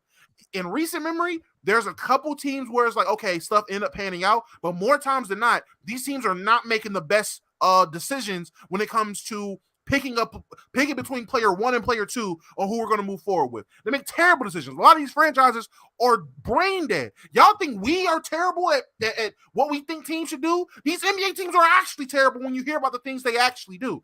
So I don't trust giving a team like, I'll give for example. I already said the Hornets. If I'm looking and I'm the Pelicans, I don't trust the Pelicans. I don't trust the Pelicans at all. Hell, we were sitting up here trying to figure out what you're going to trade Zion for, and it was a plethora of just crazy deals people were coming up with and things that was in a rumor report about what they wanted for Zion. They were about to give Zion up for the chance to get Scoot. They was trying to give Zion up to get the second pick from the Hornets to take Scoot. What would that have done for them? You gonna have Scoot, CJ McCollum, and Brandon Ingram. That's not good. That would have looked horrible. That would have been awful. I think Zion's just a better talent too, and Zion has a higher. You got two guards that are 6'2". You're awful. Brandon Ingram is complaining about his minutes on Team USA. What do you think he's going to do when he's looking up court? You got an old CJ McCollum and a little swole dude that's ready to dunk on everybody. Come on, man. That would have been an awful move. But that's what happens when you let them push the issues off down the line. Push the issues down the line and just worry about it later. I can't do that, man. Draft off fit. If you know you have a guy, it's the only time you draft off fit. If you have a guy at that position, F it. Get the best player around him. Build around your guy. Everyone's not the Kings. The Kings got fortunate. So fit versus talent. Fit versus talent. The biggest kind of trade I can remember, or draft pick I can remember, was when Orlando had Shaq. They drafted Chris Webber and they traded for Penny Hardaway the night up. But that was a time when Chris Webber has a talent, undisputed number one. I think the talent gap was huge between Penny Hardaway and Chris Webber. Chris Webber in college was that guy. Every team was going to pick him first. But Orlando, they took a risk at that time for the fit with Penny Hardaway. I know Shaq wanted Penny Hardaway. They played in this movie set together, Penny's Game. It was clearly a better fit, but Webber was a talent. And I think it worked. Shout out Blue Chips. Great movie. Yeah, Blue Chips, great movie. Obviously, I think the fit, obviously, it worked. They got to the finals. Whether the trade worked out because of injuries, whatever. But I think it was the right trade. But I do think it's interesting. So, back to you, Mars, when you said talent, would you have kept Chris Webber because of the talent he was? It was undisputed that he was that guy, and you would have kept it because the talent gap was pretty massive at that time between Penny Hardaway and Chris Webber. Was it? I'm 100%. Yeah, no, 100%. Yeah. It was huge. Webber was the best player in the country. It wasn't a question of whether or not Chris Webber was the best player in the country. Yeah. I'm not well versed in college basketball in the 90s. I apologize. But I'll take you guys' word for it. What year was that? 93. 93. Okay. 93. 93. So that was Shaq's second year, right? Mm-hmm. He was going into his second year. At that time, yeah, I probably would have just stuck with Chris Webber. If he's the best prospect in the class by a wide margin, I try and make Chris Webber and Shaq work, which I think it could have worked. That definitely could have worked. Yeah, I think that could have worked. Now, do I think it would have worked as well as Penny and Shaq? Probably not. And I can't foresee Penny's injuries and Shaq leaving, blah, blah, blah. So I probably still would have just, like, Chris Webber is that much better than everyone else. Yes, I would have just taken the best prospect, stuck through it. The only time where, like, for me, a guy isn't LaMelo Ball. A guy is like, if you have LeBron James, sure, maybe don't take another ball dominant wing. Maybe don't do that. But you have LeBron. When it's LaMelo Ball, and I think Scoot Henderson has the potential to be better than LaMelo, and I think Brandon Miller's going to be mediocre, I'm taking Scoot Henderson because the LaMelo Ball isn't good enough for me to say I'm going to take someone who I think is franchise altering and not take them because I already have LaMelo Ball. He's not that good to me. So. But you're the Charlotte Hornets, and the last guy you had was Kemba Walker. So it's really perspective and context when we're going into this. So yeah, I agree. Maybe for a historic team or a team with all world talent or all pros or first team all NBA players, yeah, LaMelo Ball wouldn't be the guy if he was on the Warriors. Steph is. Like, there's levels to it, but when you're the Charlotte Hornets, your guy coming off an All-Star year, and you just gave him a max extension.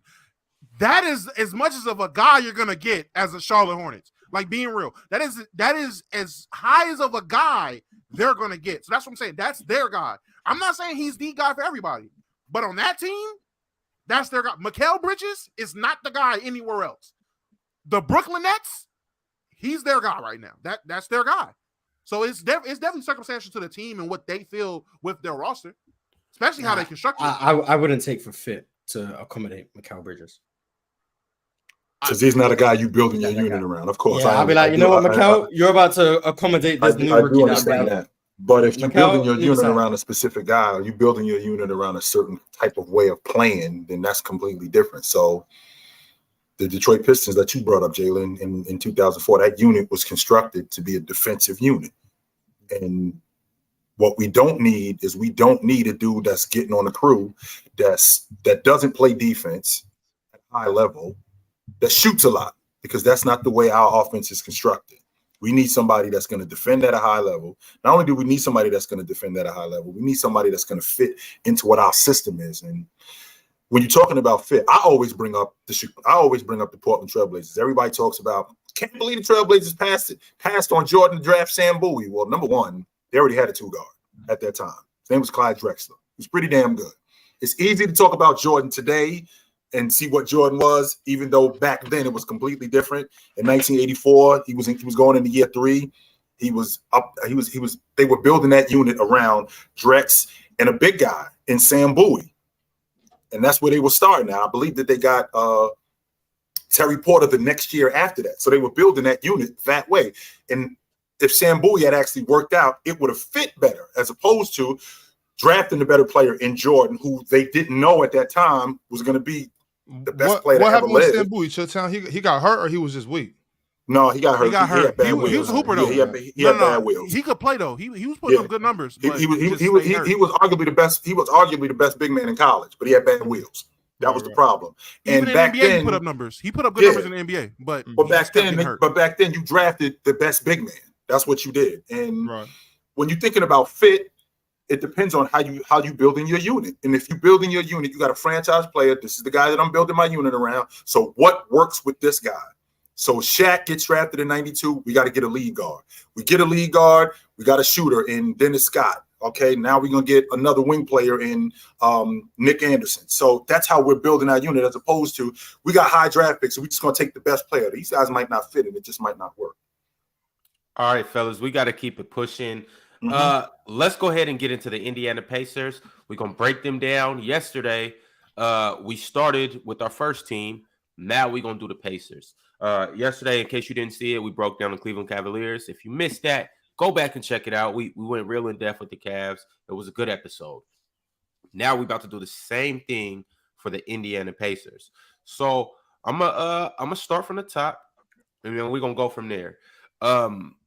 my first question for everybody, just like yesterday, what are you most looking forward to for this Indiana Pacers team, or is it anything that you're looking forward to? Damo, I'm gonna start with you.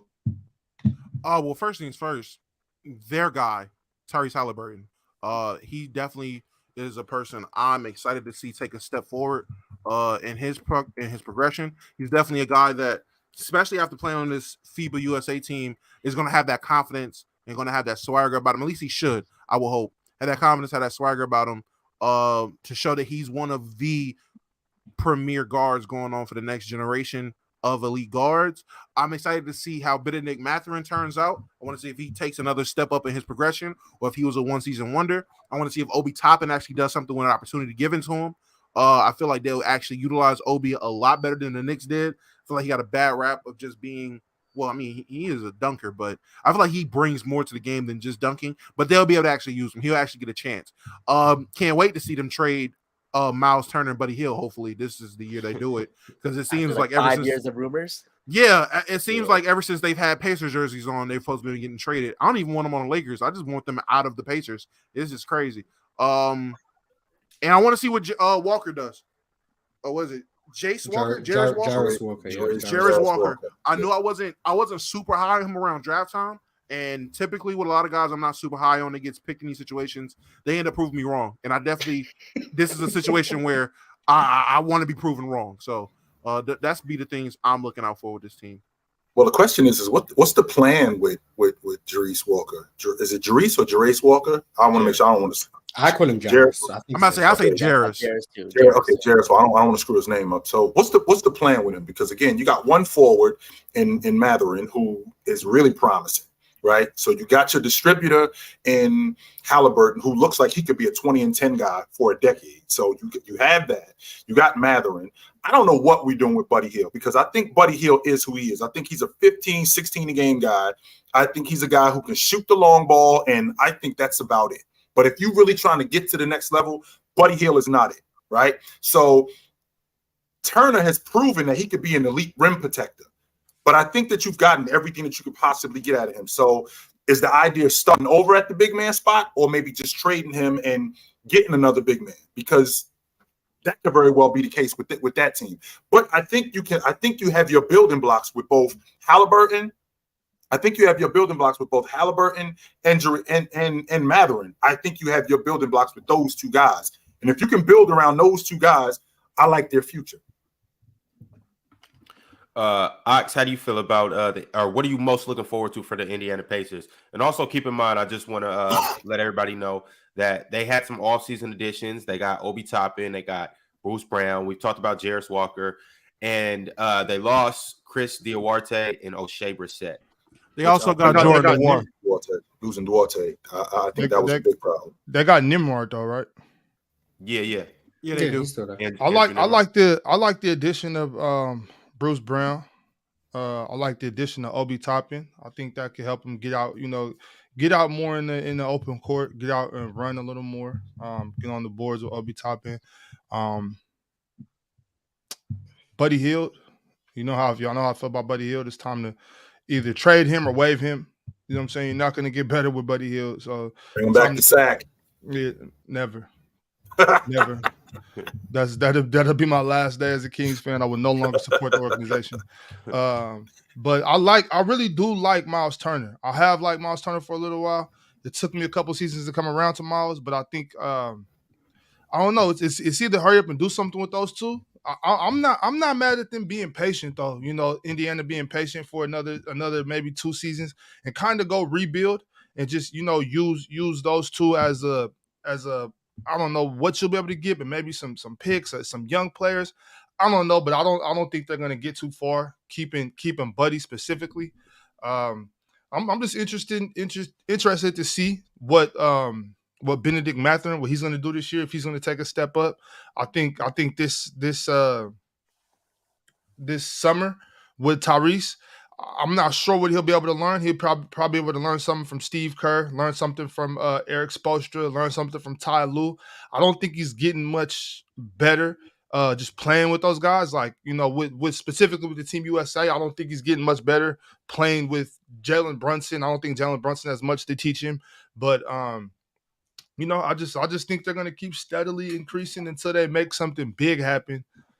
I'm not too impressed with Indiana, but they got potential over there. Quick question for you, Big Ox. If I asked you today, of the teams in the East, right? Mm-hmm. So Milwaukee, are they better than them? No. Boston, are they better than them? Hell no. Philly? No. Maybe. Cleveland? Maybe Philly? Okay, no, so I'll take Philly. They're not better than Philly. They're not better than Philly. Okay. They're not better than Philly. They're not better than Cleveland. No. Cleveland, New York, No. the Knicks. No, I don't think so, no. How about Brooklyn? Maybe. Possibly better than Brooklyn. How about Miami? No. Okay, how about Atlanta? No. Okay, how about Toronto? Maybe. Yes. Okay, so how about Chicago? Oh, man. Yes, maybe. Yes. So the way this roster is constructed currently, the way you feel about them, at best they're a play-in team. I don't think so. I think Orlando's better than them. So I didn't even get there. I didn't even get. I just went with the play-in teams. I just went with the teams that made the playoffs last year. I didn't bring up Orlando. I didn't bring up Orlando. Right. I didn't bring up Detroit. I didn't bring up Detroit. I didn't bring up any of those. The only teams that I think they're for sure better than Chilltown is Charlotte. So they basically the Wizards. The Wizards. Now, thank you, Morris. Charlotte and Washington. Other than Charlotte 100%. And Washington, they're in that group. They're in that group with Orlando, Detroit, Toronto, Chicago, Atlanta. They're in that. So they're hovering around. So they're hovering around being a play-in team. Yeah, I don't think. I mean, they can't. They might make the play-in. We'll see if Buddy just goes crazy and just shoots the shit out the ball at the end of the season. Tyrese does his thing. I don't know. They got a couple pieces. It's just like I'm just not impressed. Like I'm only impressed with Tyrese Haliburton. Right. And I was impressed with the way Ben started the season, but I think that was kind of more of a they weren't people weren't ready. They weren't expecting the young fella to come out like that. Right. But I mean I hope he improves. I'm definitely and Buddy Hield can only do one thing, so it's just like we'll see what happens. I don't know. I'm not sold on him. Right. All right. I want to ask everybody else in the room what they most looking forward to with the Indiana Pacers. Chill. Have I asked you? Have you?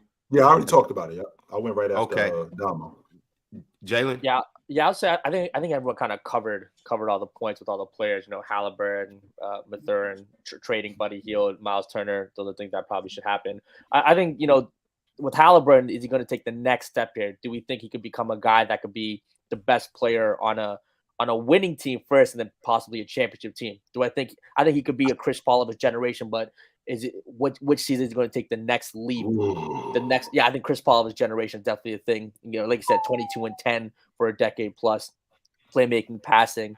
But yeah, will he be able to take that superstar leap? I think he'd be a good defender. Yeah, I think defending could use improvement, but I actually do think right now he's a good defender. Do I think he's an elite defender? No, Mars disagrees. Say him no. I think Mars, I don't know why you don't think Tyrese Haliburton plays defense. Yeah, that's crazy. I never said he doesn't play defense. I said he's not. You can play and not be good. I played basketball this weekend. Am I good? Mars, you've been over this. Does Joker try on defense, Mars? Yeah, you can try and not be good. Like he plays defense. He's there on the court. He's there. Defense to Haliburton. Yeah, I think Haliburton plays defense. He plays defense. So does Jokic. He plays good defense. So does Jokic. His defensive field goal percentage in the playoffs, man, same as Giannis. And I think the Chris Paul comparisons. I think he's a better scorer than Chris Paul. As a passer, I don't think he's maybe as peak as good, but I think that gap is closer than the better scoring. Scorer than Chris Paul. I think Haliburton is a better scorer than Chris Paul. God damn, Jalen. Tyrese Haliburton is a better scorer than Chris Paul. Hey, Jalen. As much as I don't mind tearing CP3 down. He shoots the three. This is kind of too far, Jalen. I think the three balls there, but I think Chris Paul's a better mid-range shooter, and I think Haliburton's a better finisher at the rim. Based on what? Based on watching. Haliburton doesn't even be getting to the rim. Now, I mean, he gets to the rim. You have to get to the rim to score at the rim. Yeah. I mean, sure. Is his volume at the rim a little less? But I think he's definitely a better finisher than Chris Paul. Hey, like Quan said in the chat, Jalen, you talking about Chris Paul today? Oh yeah, I agree. Today. I mean, do I think P. Chris Paul again? I think Haliburton's going to get. I agree with that. Better. Hold on, Haliburton's going to get better. We'll have a conversation between P. Chris Paul in New Orleans and Haliburton in a couple years, or maybe give me a year or two more. Hey Jalen, just so you know, you know that in the 07-08 season, Chris Paul finished second in the league. 100%. I'm on the huge second. Chris Paul trade. Yes, he was in the last month. better? I've heard Haliburton is Chris Paul of this generation, and he's better than Steve Nash. That's what I heard. That's what I heard. He was Steve Nash like, and I'm thinking to myself, what am I missing with this dude?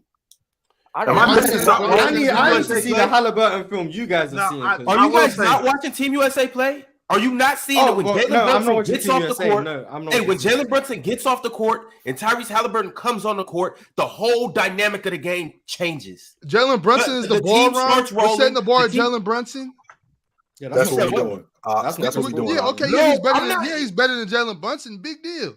We're talking about Chris Paul. It's not about that. We're talking about him playing. I'm not comparing him to Jalen Brunson. I'm talking about when he comes on the floor, the team looks completely different. Him, Austin Reeves, and Paolo Banchero, all of a sudden they look like super USA team when these guys go off the floor. Part of that is because Tyrese Haliburton is a fucking point guard. He knows how to run the point guard. He knows how to make the players around him better. He knows how to get the ball in transition, find the open man. He's just an exceptional floor general. And I'm not gonna do the Chris Paul comparison thing. Okay. But what I am gonna say is Tyrese Haliburton is for sure, I think this year, gonna establish himself as one of the top 5 point guards in the NBA. And I think going into the future, he's gonna be one of the guards that when you talk about guards, he's one of the names that's gonna pop up. I do believe. How many other guards are 20 and 10? What's your top 5 point guards right now? And then tell me who Tyrese would jump over next season. I'm gonna say. For right now, I got obviously Luka, Steph, Dame. We're gonna get them out of there, and then we know you have Trey in the top 5. So Trey at 4. Yeah. I think at 5 it's Tyrese Haliburton. And just so you know, Trey, who was your guy, not only SGA. Hold on, Damo. SGA the 2 to me, so I let that one. As a lead guard, I got Tyrese. Even as a lead guard, so he's in. Is it possible that he jumps your man who was almost 30 and 10 last year? Just so you know. Ron, the thing about it is, he did not. Sometimes somebody can be better, but not be better. If that makes sense, if that makes sense, Listen what I'm saying. Yeah, go ahead. SGA can be a better scorer. He can be more talented, but that doesn't necessarily mean that he's better than Tyrese Haliburton. Tyrese Haliburton, he might not ever score 30 points. He might not ever look as good as SGA. But I think his intangibles and what he brings and the way he plays basketball is going to be more conducive and productive to winning than what SGA does. Oh, so he's not better at basketball. Tyrese Haliburton over SGA. I was trying to give you the out of he's a 2 guard, not a 1. No, I said keep SGA in there. I think Tyrese Haliburton is going to be better than SGA, and I think this next year he has a better season than SGA. Well, yeah, you said next year. Right. These are the takes the people wanted to hear. They want to run to get more involved. Like that. Again, I know that because Ron is a Trey Young guy, and Trey Young went 30 and 10 last year. Now I understand that the idea of production might not matter that much because you might have a guy that does other things better. So we're not just going to add that and go, yo, he's 30 and 10. But as a lead guard, and one of the preferences with Tyrese Haliburton is that he's a 20 and 10 guy. And this team is at the bottom of the East. This dude is almost a 30 and 10 guy. Time out though. Put it in the context. Mm-hmm. Before he got injured, they was in the playoff race. And then Tyrese gets injured. I think they were the number 3 seed, if I'm not mistaken. Tyrese gets injured and goes down for like 20-something games, and then all of a sudden they go to shit. But I'm not saying that they would have kept that up because they were a bad team. But what happens if the Indiana Pacers finish a 5 seed? Then what are we talking about? We have a different conversation about the Indiana Pacers because he's playing a lot better. He's playing a lot better, and we're talking about how we talk about your man Trey Young. That's how we talking about him back in 2021.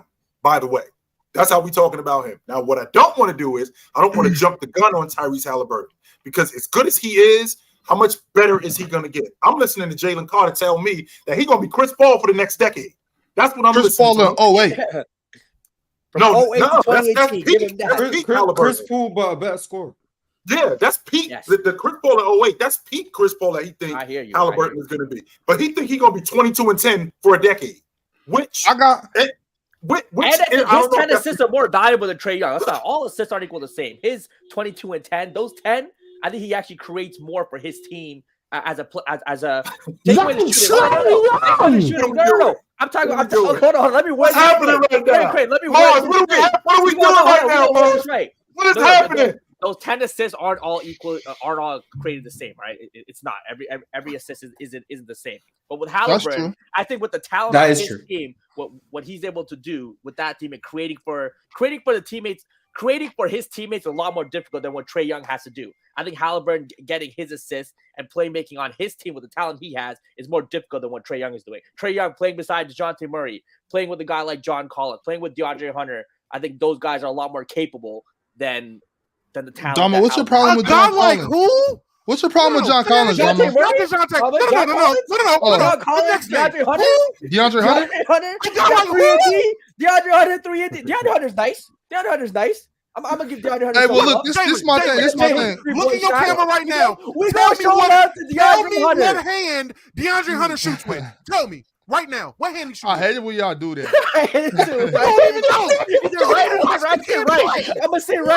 I'm gonna say right. What? He's nice. I should have said left because it probably would have been left. That's why you asked me that question. Man, you don't even know what DeAndre Hunter doing. Hold on. DeAndre Hunter is an excellent defender. He's kind of 3-and-D guy. What's that going to do with assists? I counted the play. He's a 3-and-D guy. Hold on. He's a 3-and-D guy for them. He plays a 3-and-D role. He's going to hit the open three for them. He's going to play good defense. And occasionally we'll get to the basket. Ron, this is your fault, by the way, Ron. I want to put that out there. You started. Good job, Ron. This is you. He got me involved. He went to the whole CP3 bag. I didn't bring up Chris Paul. I'm not gonna lie. Jalen brought up Trae Young. I didn't do none of this. Jalen, the thing about it is, I'm kind of with you, but I'm just not bringing Trae Young or Chris Paul into this. I believe that Tyrese Haliburton is a good player today, and he's gonna get better. I also do want to say, I agree with that. I think that the Indiana Pacers are gonna overachieve this year. I think they're going to be one of them teams that are in the play-in. I think they're going to be in the play-in, and I think they might sneak into a 7th, 8th seed, possibly 6. And the reason why I'm going to say this, and this is the reason why, I think Haliburton makes Bruce Brown and Obi Toppin look amazing. But I also think that they help him too. But I think what Bruce Brown adds to this unit in terms of being able to, keep in mind, you see what he did with the Nuggets. I think he comes over here and he's that dirty work guy, but he does a little bit of everything. I think he averages probably like 15. The Nuggets got Jokic, Aaron Gordon, they got Jamal Murray. It's a lot easier for a role player like Bruce Brown to look that good with them. Now, don't get me wrong. I do think Bruce Brown still brings those same intangibles. I just don't think they mean the same thing with this team. Also, you keep setting these bars really low, They're not as good as the Nuggets. They're not as good as the Nuggets. Ron, you keep setting these bars really low. First, you said when Jalen Brunson comes out the game, they look better with Tyrese Haliburton. Well, he's better than Jalen Brunson, if you ask me. Also, I mean, they played New Zealand. They're about to play Jordan. You know what I'm saying? Come on, let's wait till we get some competition. Jordan have someone looking like Michael Jordan. Right. Well, I mean, Hollins, he was good in the NBA too. I think so. But this other thing, though, Ron, then you're saying they're gonna overachieve. Like that's not saying much. We're talking about the Pacers here, bro. So if they get to the 6 or 7, 8 seed, that's overachieving. All I'm saying is these bars we're setting for Tyrese Haliburton are just so fucking low. Like, so what am I supposed to say? They're gonna win an NBA championship? They gotta start somewhere. If you believe it, then yes. No, I believe that they'll be like the 6, 7, 8 seed. What do you think they're gonna be? Maybe 11, 12 seed. Okay, so then that's overachieving then. If everybody up here is saying that they'll be a 11, 13 seed, that's not hard to be. What do you mean that's not hard to be? If they it is overachieving. If no one thinks they're gonna make it ain't hard to be better than the 12 seed, right? It ain't hard to be garbage. No. They're a playing team. Listen, this is crazy. I thought I was like super high on Haliburton. Apparently, I was wrong. Haliburton's in. I don't think I've ever been able to say something positive about Haliburton on the show because I've always been having to deal with people who I think are overrating him. And I like Haliburton. I like Haliburton a lot. See, that every time we talk about him, I'm having to argue against him. When I like Tyrese, I'm like, but you're tremendous. saying he's better than these people. I'm like, nah. Yeah, I'm not gonna lie to Chris you. Paul is crazy, gentlemen. Put in Tyrese Haliburton on a level with point guards when he himself has already said, yeah, man, I can't even play basketball if we slow it down. Yeah, Ron, I wish they would have been the 5th seed, so he would have been in the playoffs, and he would have got exposed, and we would have been sitting here talking about Haliburton memes because he can't play the game unfast. So SGA, Ron? SGA? No, bro. Hey, the thing about it is, shit. Hey, everybody got to get better. Everybody got to get better. So, hey, some players got to go through that grind. You got to go through a couple playoff series where your team gets swept in the playoffs to learn how to play the game slow. Like that's not something that's gonna. Haliburton is 22 years old. He's 22 years old. Like, how old is SGA? Better and better. How old is SGA? 25. 25. A couple years. Just Look, I like SGA. Yeah. How old do you think he was? I thought it was about 25. I thought. I think Doma thought he was like 23. No. I did think he was like. I thought he was like 23 to 24. I didn't know he was 25. I mean, he just turned 25. He turned 25 like just last month. Oh, yeah. Well, actually, I'm kind of with Barber. More of a 2 guard. I think SGA is more of a 2 guard. Yeah, I'm not even on the whole Chris Paul thing. That's not even the thing that blew me because you're talking about Chris Paul today. Hell, a lot of guys. Hey, there's an argument for today, though. He was talking about prime Chris Paul. I just gave him the opposite. Okay, now did I save you? Was you talking about prime Chris Paul? I said that. He was talking about prime Chris Paul. Oh my God, never mind, Ron. We're gonna have a conversation. You good? We're gonna wait till mid-season this season. We're gonna wait till mid-season this season. We're gonna have that conversation. I promise you. I don't trust any point guard that does look and no look passes, bro. Like, see, now you got me hating on him, bro. This is crazy. And that's my guy. I love Reese. Now you got me hating on him because you overrating him. And not just upside. We'll say. I think at his best, if he could improve, he can reach peak Chris Paul. You know that's top 10 point guard of all time levels that you're saying. Yeah, I think that's what I'm saying. Tyrese Haliburton. To some people, that's top 5 point guard of all time levels. And I might be in that camp, that peak Chris Paul level. I might be. Chris Paul might be a top 5. Tyrese Haliburton is a top 5 point guard. I'm saying he's 22 years old. What he's shown so far, let him get better. He is him. Hey, Mark, it sounded to me like Tyrese Haliburton is the bad chick that's now turning into the mid chick.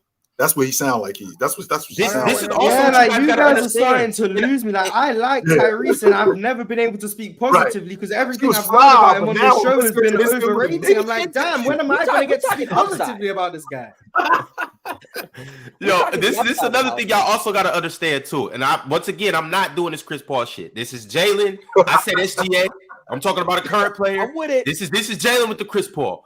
But look though, this is what I got to bring to you guys' attention. Last year, he averaged what? 10, just over 10 assists? 22 and 10. I think pretty solid. 10 and a half, almost 11. So look, you got to understand, and that was with a subpar unit. So what happens when he gets a couple other good pieces?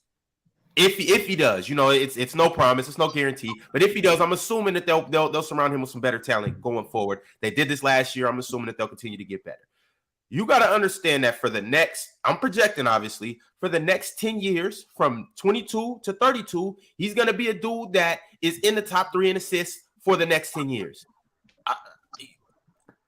You talk about guys like that in different lights. When you run the league in terms of being a top distributor for 10 years, and then let's just say he goes 20 and 10 for 8 straight seasons.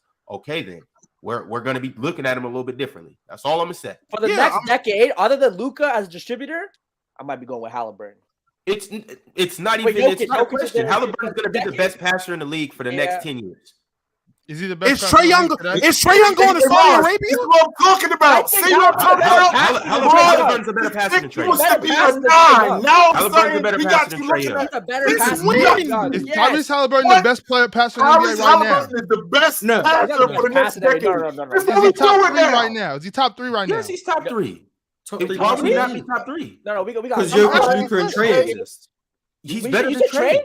Is he? And I was Haliburton's a better passer than LeBron. No, that's what I'm saying. No, I don't go 3 because I still got. I'm asking Ron. Is Haliburton a better passer than LeBron? That's a yes or no question, Ron. Yes or no? I'm trying to think on the Pacers. What's the thing about Ron? Yes or no? Is he a better distributor? 2018 LeBron. That's what he looks like. Is he a better distributor than LeBron James? Does LeBron who gives the ball to their teammates better? I'm gonna keep Bron out of this. I'm gonna keep Bron out of this. Let's take James off the table. Okay, he's not a better distributor than Luka. Is that correct? We'll take Luka. Oh, Ron. You got hey. Oh no. Okay, Ron. I'll take Tyrese over Luka. Ladies and gentlemen, just so you guys know, this is going on. I don't know, bro. I don't know. This is happening right now.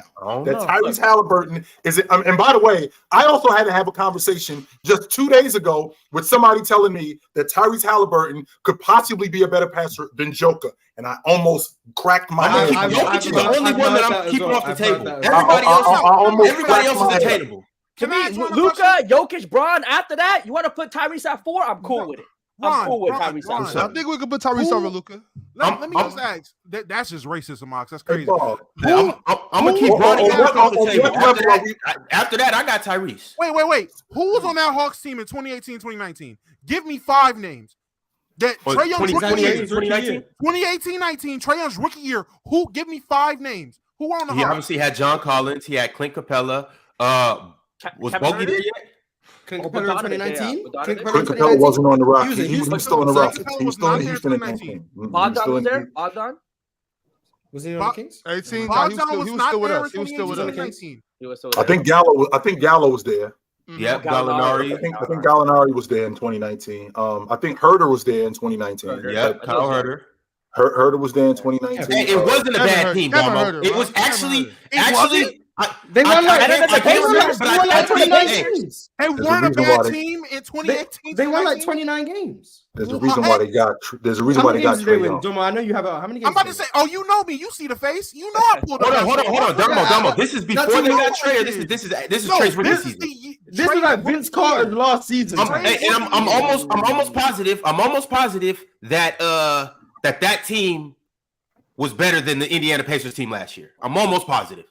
You can't even. The Indiana Pacers were trash last year, Morris. They were trash. And so were the Atlanta Hawks. The Atlanta Hawks were garbage too. There's I'm thinking because I know where Donald's going with this. So I'm thinking about as a point guard, what team is easier to pass with? What team is easier to pass with? And Trae Young was on the level of Tyrese today that season. No, all right, bet. I need somebody do me a favor. Someone else pull up the Pacers roster from last year. Pull it up. I will go player for player that the Hawks arguably have the worst team.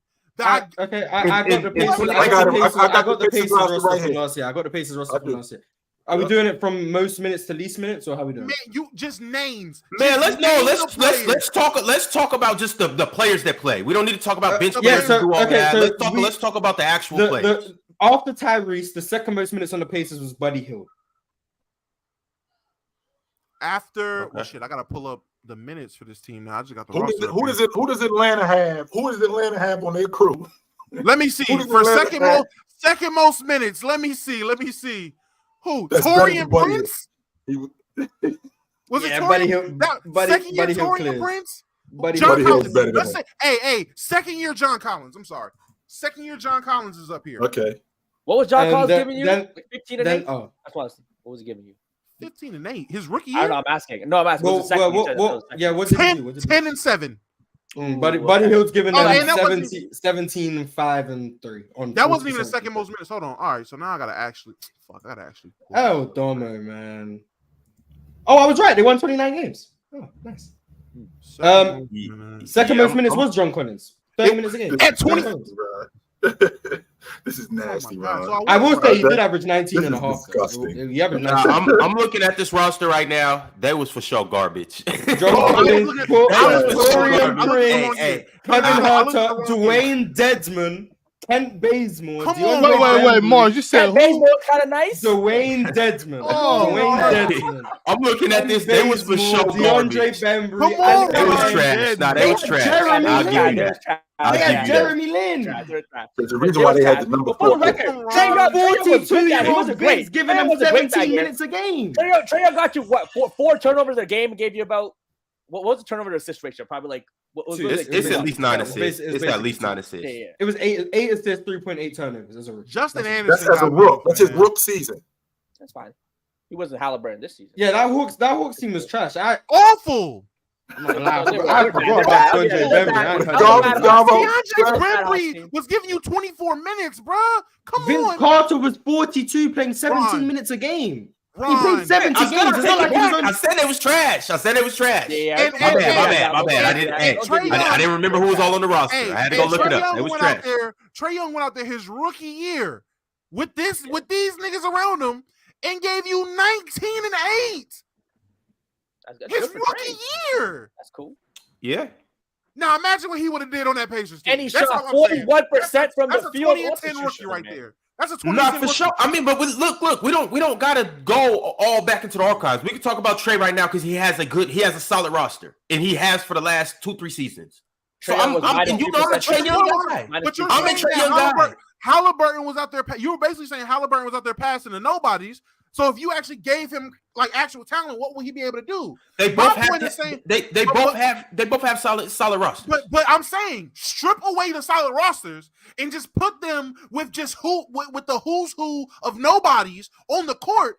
Trae Young is a better passer than Haliburton. No, Trae Young's turning the ball over way more. Trae Young's turning the ball over way more than Haliburton. Is he? Is he actually? Yes. Are you assuming or do you actually know? Bring out the numbers. I'm pretty certain Tyrese Haliburton is not very high turnover, but the passes that Trae Young's making. Oh goddamn, never mind. The passes that Trae Young's making versus the passes that Haliburton is making, and this is why I'm gonna get called a Haliburton hate. I'm sorry, he's not making the passes that Trae Young's making. Yes, he's not turning it over as much, but when you're passing it to Buddy Hield coming off a pin down, how many times are you really gonna turn the ball over? Like, you're not really going to turn the ball over that much. That does happen When you're playing with a pick and pop big versus a lob threat like Clint Capella, you're not passing through congestion. You're passing it to a big on the 3-point line. You're not going to get as many turnovers doing that. And Tyrese Haliburton's a great passer, and I'm not trying to take anything away from him. Top 10 passer in the NBA. I wholeheartedly believe that. But to just use the turnovers when Trae Young's having to pass it through a lane when he has John Collins in one dunker spot and Clint Capella on the other, and then he has a bunch of non-shooters around him, of course he's going to turn the ball over more. Tyrese Haliburton's passing, like, he might not have talent. He definitely has spacing. He 1,000% has spacing on that team. Miles Turner spacing, Benedict Mathurin spacing, Buddy Hield is spacing, Chris Duarte could space, even though this season his efficiency fell off a cliff. Aaron Nesmith could provide spacing. He had spacing. He might not have names, but he has space to operate. And he's not making the passes that Trae Young's making. He's not having to pass through 6 bodies to get the ball to your big. He doesn't have to do that. So that's why he's not going to average as many turnovers. He's also just not making many difficult passes. What's up? Holla at me, ticket. Why the hell is we on here talking about the Indiana Pacers? One of the NBA ticket. That's why. Hold on. Let me finish. Let me finish, biscuit and gravy. Hold on. One of the most boringest teams in the NBA. Well, we could be talking about how PJ Washington, baby mama, out here lap dancing Charleston White. I'd mock because this ain't TMZ, nigga. That's fine. Hold on, chill. Did you see how Brittany Renner got up on Charleston, boy? Brittany Renner, PJ Washington, baby mama got up on Charleston. Look that up, y'all. She got up on Charleston and started dropping that thing like it was hot. Yeah. So real quick, I want to transition really quick. So Mars, what you also left out was Tyrese Haliburton in transition too, because he's got much better transition players. I'd like to think Mathurin is a better transition player. I'd like to think that Turner is a better transition player. I like to think these guys are transition players. So you ain't really turning the basketball over when you got Miles Turner running on one wing, and you got Mathurin running on another wing, and you got Buddy Hield stopping and popping 18 feet short of the basket. I'm gonna have a higher assist to turnover ratio as opposed to John Collins in transition and Clint Capella in transition. That's not even in the half court. So when you got better talent around you, of course, and what I don't want to do is I don't want to dumb down Haliburton as a distributor. But what I don't want to do also is I don't want to make him an elite passer like Joker already. I don't want to do that because he's not there yet. Part of it though is too being a good passer isn't necessarily making difficult passes. Sometimes that's exactly what it means, Ron. See, that's what I'm saying. Let him finish. Even when it comes to scoring, obviously, like that degree of difficulty shit, it does mean something. But some of the best scorers are people who simplify the game, and you don't like James Harden, all the step backs, Kyrie going through the legs, crossing over, spinning, and shooting mid range. Yeah, that's cool. But sometimes, and this is what I say about Devin Booker. Sometimes all you need to do is take 2 dribbles and pull up. A bucket is a bucket. An assist is an assist. Just because you go in the lane and you got to pass through 6 people, yes, that shit looked good and it was nice. But a dude like Tyrese Haliburton, he does it. He makes simple passes. He makes simple plays, and you can't. That's having a high basketball IQ. You're not making it high. You're not making it harder on yourself. You're not making the game harder, and you're not out here just doing it for the glitz and the glam. Yeah, he does. He will throw some no looks. Okay, but sometimes when you make a simple pass, it's actually better for the team, and it's actually better for the offense. Which is I agree, but go ahead. Go ahead, Rob. Go ahead, take it. I'm sorry, take it, Mars. I'm sorry, because I just want to make this quick point. I understand the logic that simple is better sometimes, but there are a lot of times when you have to make difficult passes.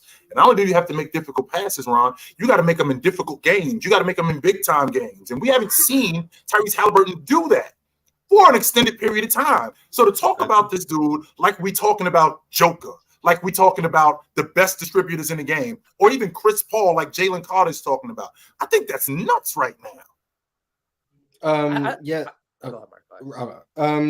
We might disagree on how we value passing, so I'm not going to harp too much on it. You might just value the production and the assists, and he's not turning the ball over, and that's cool. For me, passing is about what shots you're generating with your passes. If you're able to generate a bunch of high-level offense with your passes, which often comes from having to exploit a defense, which would make the passes more difficult inherently. Like if you want to get a layup, you're probably going to have to make a more difficult pass than finding someone coming for a screen for a 3. So I'm going to value what gets the more beneficial shot, which is often closer to the rim, which is often going to be more difficult. But if that's not how you value it, I just don't like the idea that more simple means more basketball IQ or is always the better play. Sometimes the best play isn't the simple play.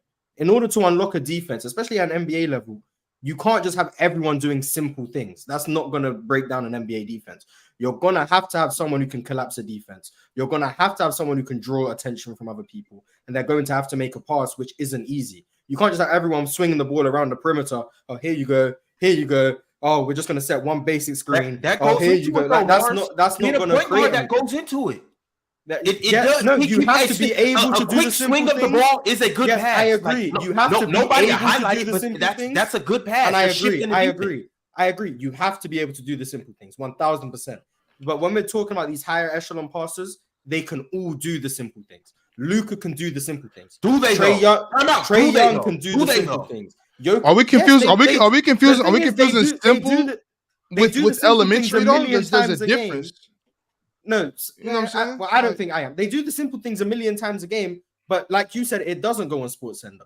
It doesn't go on SportsCenter. When Trae Young just throws a simple entry pass to John Collins, or when he'll get the ball to Clint Capella, who can do a dribble handle, no one's bringing up that play. He's doing that countless times a game. He's not just throwing lobs all game. He's making the simple passes too.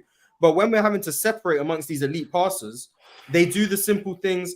And they're also able to unlock a defense with their playmaking. They're able to manipulate defenses. They're able to create something out of nothing with their passing. And Tyrese can also do that. That's why he's one of the best passers in the NBA. I'm not saying he's trash. However. But guys like Trae Young, guys like Luka, guys like Jokic, guys like LeBron, they're doing that much more than Tyrese is at this moment in time. So even if he is turning the ball over less, it's also because he's not taking as many risks. He's not unlocking defenses as well as those guys are doing it. That's why I can't put him in that tier right now. Like Jalen said, he's only 22. Time will tell. Maybe he will add that to his game. Maybe he will get downhill more. Maybe he will collapse the defense. Maybe he will make the more advanced reads. And maybe he will develop into more of a half-court playmaker. Because right now, he is very up-tempo, fast-paced, transition. Maybe he'll develop that later on and he can be the best person in the league. Right now, I can't put him in that conversation. That's what I'm trying to say. All right. We're gonna go ahead and keep talking about the Pacers. I just want to hear predictions. What you guys think that they may do? What best case scenario? What will they do this year? Best case. Damn, bro, you ain't even talking about the team. Yeah. You went to everybody and asked me about the team. What's up, Ticket? Talk to us about the Pacers. They probably be around the same thing they were last year. Like I said, I just don't see no improvement. I don't see no difference in the team. I know they got a couple other players. I agree with Bob when he said that Bruce Brown, he does have a great effect. I think that he will have a good effect on the team. I just don't think it'll be the same that we felt on the Nuggets because they're not going to be a championship level team. So, as I said, man, they got some good pieces, but I don't So think they right that around. So they right they got a around good 11, 12. That's where you see them at ticket. They right around 11, 12 in the East again. 500 team. That's 8 500. games better than this season that just passed. Yeah, that's about it. 500. I don't see them as nothing special, but I do say this: I do think they can beat the Cavs in a 7-game series. A 500 team makes the playoff. A 500 team in the East is a playoff team. I'm saying, but I think they could beat. I think that they're the type of team. I don't think that they're going to have a lot of regular season wins, but if you get in a 7-game series, like a team against the Cavs, they'll give Brooklyn a run for their money. I think they can beat the Cavs, bro. I'm not sold on the Cavs, man. I think that along with the coaching, with Rick Carlisle, along with the personnel he got, I don't think it's a team that's built to win a lot of games during the regular season. I think they'll lose games that they think they should win. But like I said, in the playoffs, if they were to get a matchup like Cleveland, I'd pick them in a 7-game series over Cleveland. I think they match up well, and I think they got good size. Now that they got Obi Toppin, I know that Damo said that we look at Obi Toppin as just a dunker, but also Obi Toppin, they're looking at him as like a dunker and just a pick and pop guy, a 3-point shooter. Because he shot a lot of threes in New York too. He just ended up being a dude who was just picking and popping all day. And so I don't know. I kind of thought he could have kind of had a game more so of Amari Stoudemire a little bit, not the same, but I thought he could develop that because he does have a good shooting touch from deep. But I thought he could kind of develop a mid-range game a little bit. I don't know if he worked on it during the summer or not. So I just think that he didn't have a chance in New York to really live up to his expectation because they were already invested in Julius Randle over there. So I don't think he really had a shot. But like I said, man, I don't see them as nothing special. Buddy Hield, not a winning player to me. Miles Turner, good rim protector, good rebounder, always hurt. The other young guy who was talking shit to LeBron James, he's a good talent. You know what I'm saying? He can play, but is he ready? Is he ready to take his game, step his game up to another level? And Tyrese the new additions they got, cool. Tyrese Haliburton, ugly game, effective. I'm trying to think of who he reminds me of. He got like an ugly game, but it's effective. You know what I'm saying? I forgot who he reminds me of in the NBA. Oh, he reminded me of I forgot what's that dude's name that was in Sacramento that had like the ugly jump shot, the ugly game, but he was always getting ball. Yeah, Kevin Martin. His game was ugly, but he was always there. Like I see how I think both of them had very good games. Their jump shot I think is ugly. I think their jump shot's ugly. I'm saying compared to like the other stars in the league, Haliburton game is ugly. It's not like a game you sit there like enjoy to watch. To me, like he don't bring the same pizzazz as CP3. I know somebody said he's better than CP3 right now. He don't bring the same pizzazz CP3 used to bring. He don't bring the same pizzazz as Russell Westbrook used to bring. He don't bring the same pizzazz as John Morant brings. He don't bring that. But what he is he's just like good old steady efficient type of player. He sort of reminds me of the kid that was just coming off the bench for Boston last year at the point guard spot. The former rookie of the year, Malcolm Brogdon. Like I said, he's just always effective, always efficient. And so I look at Tyrese Haliburton like that. Got to make a couple All-Star games, probably 2 or 3 All-Star games, max 4. Solid NBA career. I don't see him at these levels that some of y'all putting him at, but like I said, man, he all right. You know what I'm saying? Like I said, he ugly jump shot. Ugly floor game, but very effective. He's one of them guys that'll fool you. Like I think Chilltown might have said it. He got an ugly game, but he can ball. You know what I'm saying? He got an ugly game, but he one of them dudes that you look at before the game, and Bob probably know this from playing basketball. You look at a dude like, man, this game ugly, but somehow he always affecting like many aspects of the game once the game start. That's how I see him. I don't see him as like superstar talent, but I see him giving big time results like with his play. Ticket, what do you mean by pizzazz? Can I ask that? Flair. Like, he don't have the same thing that John Morant. Hold on. When you look at John Morant, he jumps out at your screen. When you look at Russ, he jumps out at your screen. When you look at Trae Young, he jumps out at your screen. When you look at Tyrese Haliburton, he don't jump out at my screen. It's an ugly thing to watch. I don't want to sit there. Hold on. I don't want to sit there and watch him for 48 minutes every single night. But if you do watch him, you see that he's very effective, very efficient, and a very good basketball player. I'm just saying he's more so for the hardcore basketball fans. He's not a dude that the NBA can get behind and market. Even if the NBA would not want to market a player like that because his game ain't what we call sexy. That's all. I'm not saying he can't play. What's the Chris Paul's game? What's the pizzazz with Chris Paul's game? Oh, easy. The crossovers, the fadeaways, the passes, just everything that came with CP3 when he came in the league. You understand what I'm saying? The ability to take over in certain aspects at another level is just like Chris Paul could put you in the dribble and blender, bing, bing, bing, bing, bing, all that. Like Haliburton has handles, and he also has passes. He has two. Not like Chris Paul though, Damo. It was very different. His hand was not like 09 Chris Paul. Just the flashiness. On a yo-yo where he's doing the move, but he definitely does. He definitely does have pizzazz with his handle. He definitely has a flashy handle and flashy passes. It might not be. I think we're underestimating Chris Paul. But Chris Paul isn't like. I enjoy watching Tyrese. Right. I think the point Tick is making is the average fan. Not only they're not watching Indiana. Tyrese isn't getting sports center highlight. He's not dunking on people like Ja Morant. Right. He's not hitting 30 footers like Dame and Steph. He's not crossing people up, step back, side step like Kyrie or James Harden. Right. He's not doing those things. So that's why, like, for most of the basketball community, they're not going to be drawn to Tyrese, and most of them won't even be aware of him. And now, do I think that's fair? Maybe. Not really, because I enjoy watching Tyrese. But most people, they're just not. Maybe I'm just you're right. Maybe I'm just living in an alternate reality. I need to update. Yeah, get the fuck out of here. There's no way. Y'all don't watch Tyrese Haliburton. There's no way. There's just no way. Like I'm trying to be like I watched him. There's no way you watched him, but his game, Damo, I'm being real with you, bro.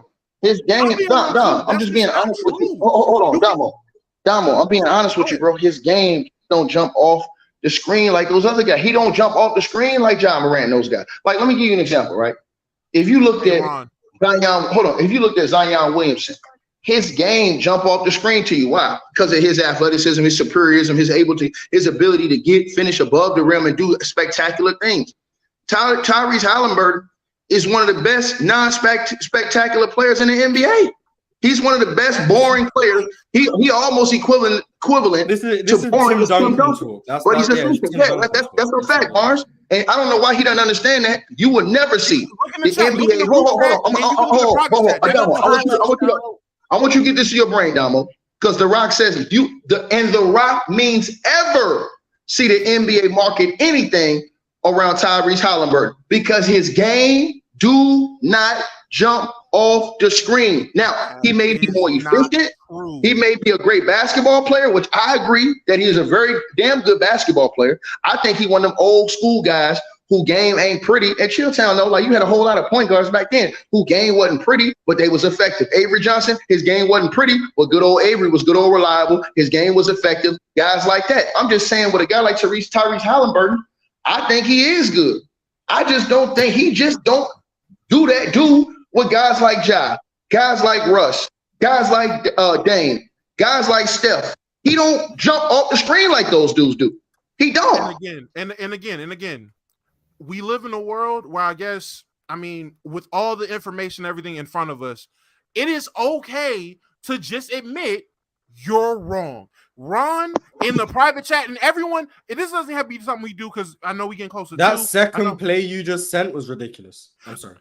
Like Mars, come on, man. That doesn't jump off the screen. Top point guard in the league. No, not even that. Play, he went behind his back in the air. Look away. Come on, Ron. That was ridiculous. That was ridiculous. No, damn the flashy passes. He's literally comboing people in some crazy moves and finishing, scoring, sidestep shots. All I'm saying is, listen, you can say he might not be able to leap as high and dunk like Russell Westbrook, but to say, he don't got Chris Paul pizzazz with his handle, Bro, just say you don't watch them. Just say you're not. I do. Hold on. I do watch them. Hold on. I do watch them. Hold on. Okay. I do. Again. I'm gonna say this. Hold on. I do. Hold on. And I was very Hold on. Ticket. Before you say anything like that, I put it in a private chat that's on StreamYard for y'all, and it's on the Telegram group chat. Right here. This group chat right here. Right there. Watch it. I'm not talking about something I don't know. Bro, I'm saying this to you. Hold on. I'm saying this to you. Hold on. But why don't nobody else agree with you? But why don't nobody else agree with you? But why don't nobody else? Tyrese game jumps off to me. I'm just saying the casual fan who isn't watching Indiana, I agree the NBA aren't going to mark it. And I'm not arguing for, and I'm not going to argue for casual. But it jumps off the screen to me. I'm entertained when I watch Tyrese. Thank you. I'm arguing for people that watch basketball or claim to be fans of the game. If you are talking about you watch Haliburton and his game doesn't jump off the screen and you watch the game, I'm gonna just assume you just don't watch Haliburton, because there's no way you watch that young man play basketball and he didn't pop. There's no way. Tim Duncan didn't jump off the screen to me. He was all-time great. Hold on. I'm just saying. Hold on. Excitability. Other players. Hold on. It's other players. It's other players that were great players. The game didn't jump off the screen. They put up big numbers. They were great players. The game didn't jump off the screen. As I just told you, the dude that played for Sacramento, Bob, know what I'm talking about with the funny ass jump shot. His game, he always would give you 20. Yeah, Kevin Martin was giving you 20 a game every season. His game wasn't jumping off the screen. He just a dude with an ugly ass jump shot that went in. Like I said, you can keep going down the list. There was a lot of players in NBA history. Rip Hamilton was a damn good player. Did his game jump off the screen and you chill town? Hell no. His game didn't jump off the screen. You just came off a bunch of screens. Now, like I said, if you sitting up here telling us that you think his game jumps off the screen the same way as Steph, the same way, and because we say it was Steph, because we talk about the pretty jump shot. We talk about the nice form. We talk about the long range. We talk about the crossovers. We talk about the finishing different ways at the basket. And we also talk about his personality and marketability that goes along with that in the game. Tyrese Haliburton, to me, he don't bring any of that. He just bring good old-fashioned results. That's what I see him as. I see him as that old car that always gets you wherever you want to go. That's what I see him at. Nothing more, nothing less. He ain't doing what Russ did. He ain't doing what goddamn Dame doing by entertaining people, entertaining crowds, pulling up from here and crossing over and doing all this crazy stuff. He ain't doing what he don't bring what Kobe brought to the game. He don't bring what LeBron brings to the game as far as his pizzazz, even though his game is. I'm just saying. No, I'm just telling you, he don't, bro. To you, he do. To most of the people, why the NBA don't market him? Disingenuous. Why the NBA don't market him? So hold on. For Scoot Henderson, if Scoot Henderson goes into this year and he has some good dunks, he has some athletic plays, but he's not going to be fucking Prime Russ or fucking John Morant. So you're going to say, oh, Scoot doesn't jump off the page? No. What are we talking about? I'm asking what an NBA market. Hold on. I'm not sitting here saying Tyrese Haliburton's game jumped off the screen just like Steph. It jumps off the screen just like Ja. That's not what I'm saying. What I am saying is, if you're sitting here saying his game doesn't jump off the screen at all, you don't watch him. I'm not comparing him to the who's who of the NBA. I'm just saying, watching that young man play basketball, he has literal constant film of him popping off the screen and doing things only 1% of people that touch a basketball can do. Again, I sat here and put links in the chat so you can watch it, because apparently you ain't seen it. I do watch it. And I would take SGA. I would take SGA. Hold on. I would take SGA. Hold on. I would take guys like, I think guys like SGA are more entertaining. They jump off the screen more. Again, John Morant jumps off the screen more. And then hold on. Let me address something. Hold on. Let me address something Ron said. Hold on. Because Ron, you criminal too. You my boy, but you criminal too, nigga. You sat up here and didn't have Ja in the top 5, but put Tyrese Haliburton over Ja Morant. Hold on. A nigga that was averaging. Hold on, Ron. A nigga that was averaging 26 and 7. Come on. Or 8. Come on, Ron. Cut it out, bro. And was on one of the best teams. Until he got in trouble, he was on one of the best teams in the NBA. Cut it out, bro. You dropped Tyrese Haliburton on that Memphis team. No. I don't want to hear that. I'm saying you took Ja out the top 5. And John Morant clearly had a great effect on that team. Clearly. So did Tyus Jones. So did Tyus. Until the playoffs start. Tyus won the same amount of games as Ja. They went 2-1 with Ja, and then they went 2-1 with Tyus. Ron, come on. Hey, Ron, so let's be honest. You don't think John Morant right now is a better point guard than Tyrese Haliburton? I want Tyrese Haliburton. I'm asking a question. I asked you that. I asked you, do you think Ja Morant's a better point guard than Tyrese Haliburton? Tell the truth. No, Don't put no outside feelings in it. Tell the truth, nigga. Tyrese Haliburton. Look, I'm looking at the camera right now. All right, go ahead. Put it on TikTok, put it on Twitter, put it on your mama on her desk. Yeah, put it I'm wherever gonna you do want it. to. I'm gonna do it. Tyrese Haliburton is a better point guard than Ja Morant. This man lost his I'm with you there. He will be better on the Pacers. He will be better on the New York Knicks. He will be better on the Illawarra Hawks. Tyrese Haliburton is better than Ja Morant. I will tell you this. You put Haliburton on Memphis, they're a better team. You put Haliburton on Memphis, they're a I better will tell team you this, Damo. This is why I'm seeing the Tyrese Haliburton. How many games did the Memphis Grizzlies win before Ja Morant came into the NBA? The year before. There's a reason. I'm going to prove a point to this nigga. How many games they won to the town? I think it was at the bottom of the Western Conference. Right, they were one of the worst teams in the NBA, right? He was the second overall pick, right? Yeah. Right?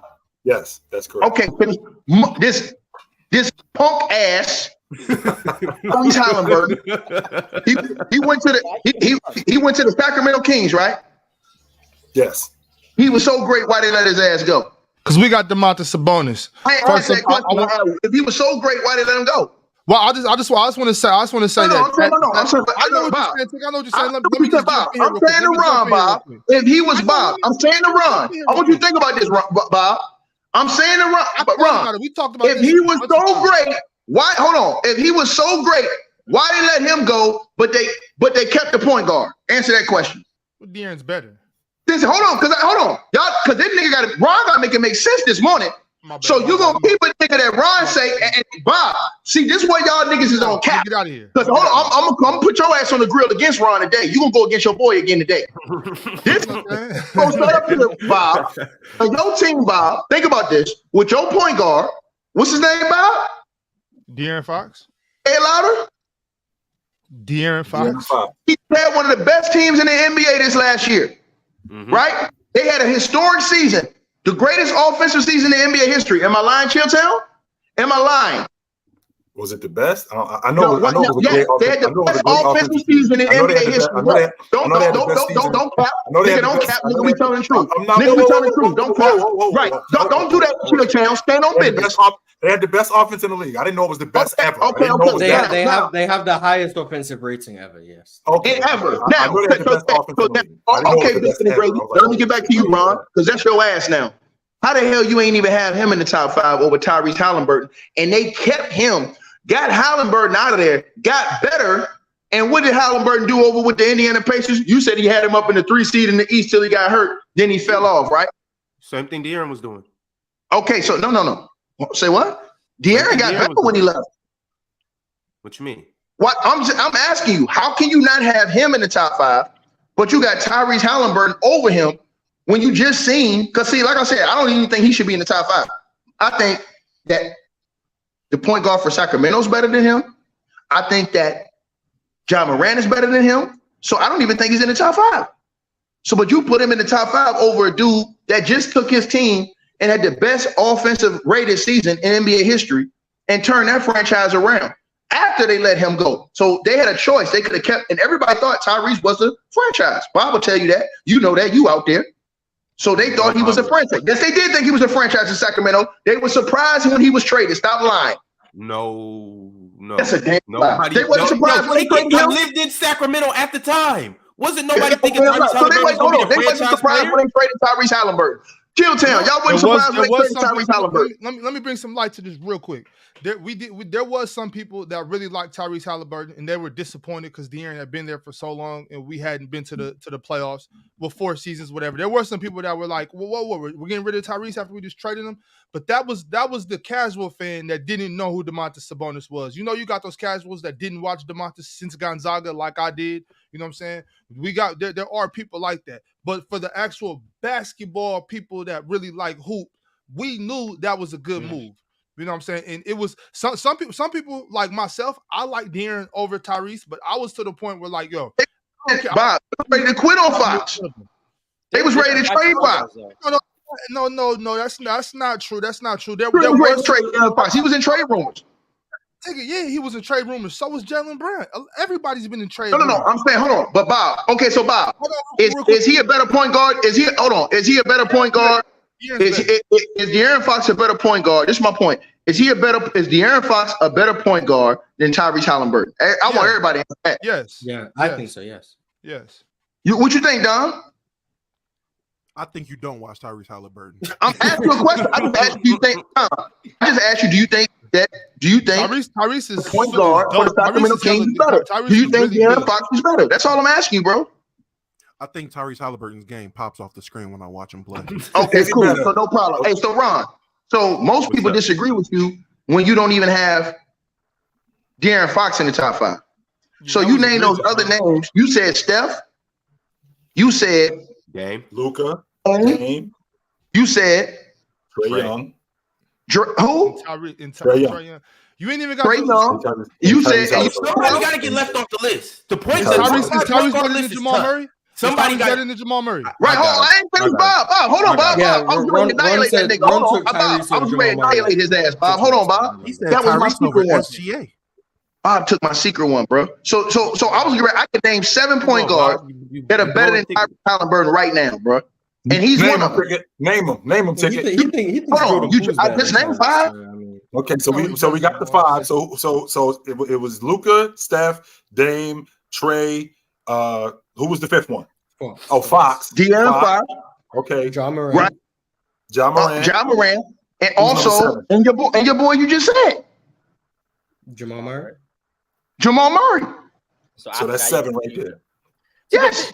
Think with players like Jamal Murray, Fox, John Morant. There's different types of point guards. Man, get out of here, man. When I say top 5 point guards, I'm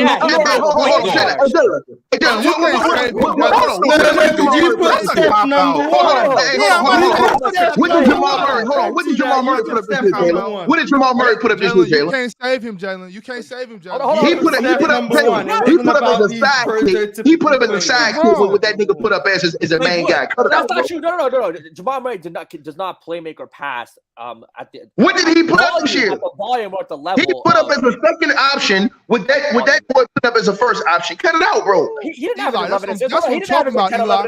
Talk that talk, Eli. Take it. Hold on. Jamal Murray did not average anywhere close to 11 or 10 assists. Crazy, more. Hold on. He didn't average 11 assists. James Harden led the league in score. Assists. Yeah, that's fine. Yeah, so he had a greater.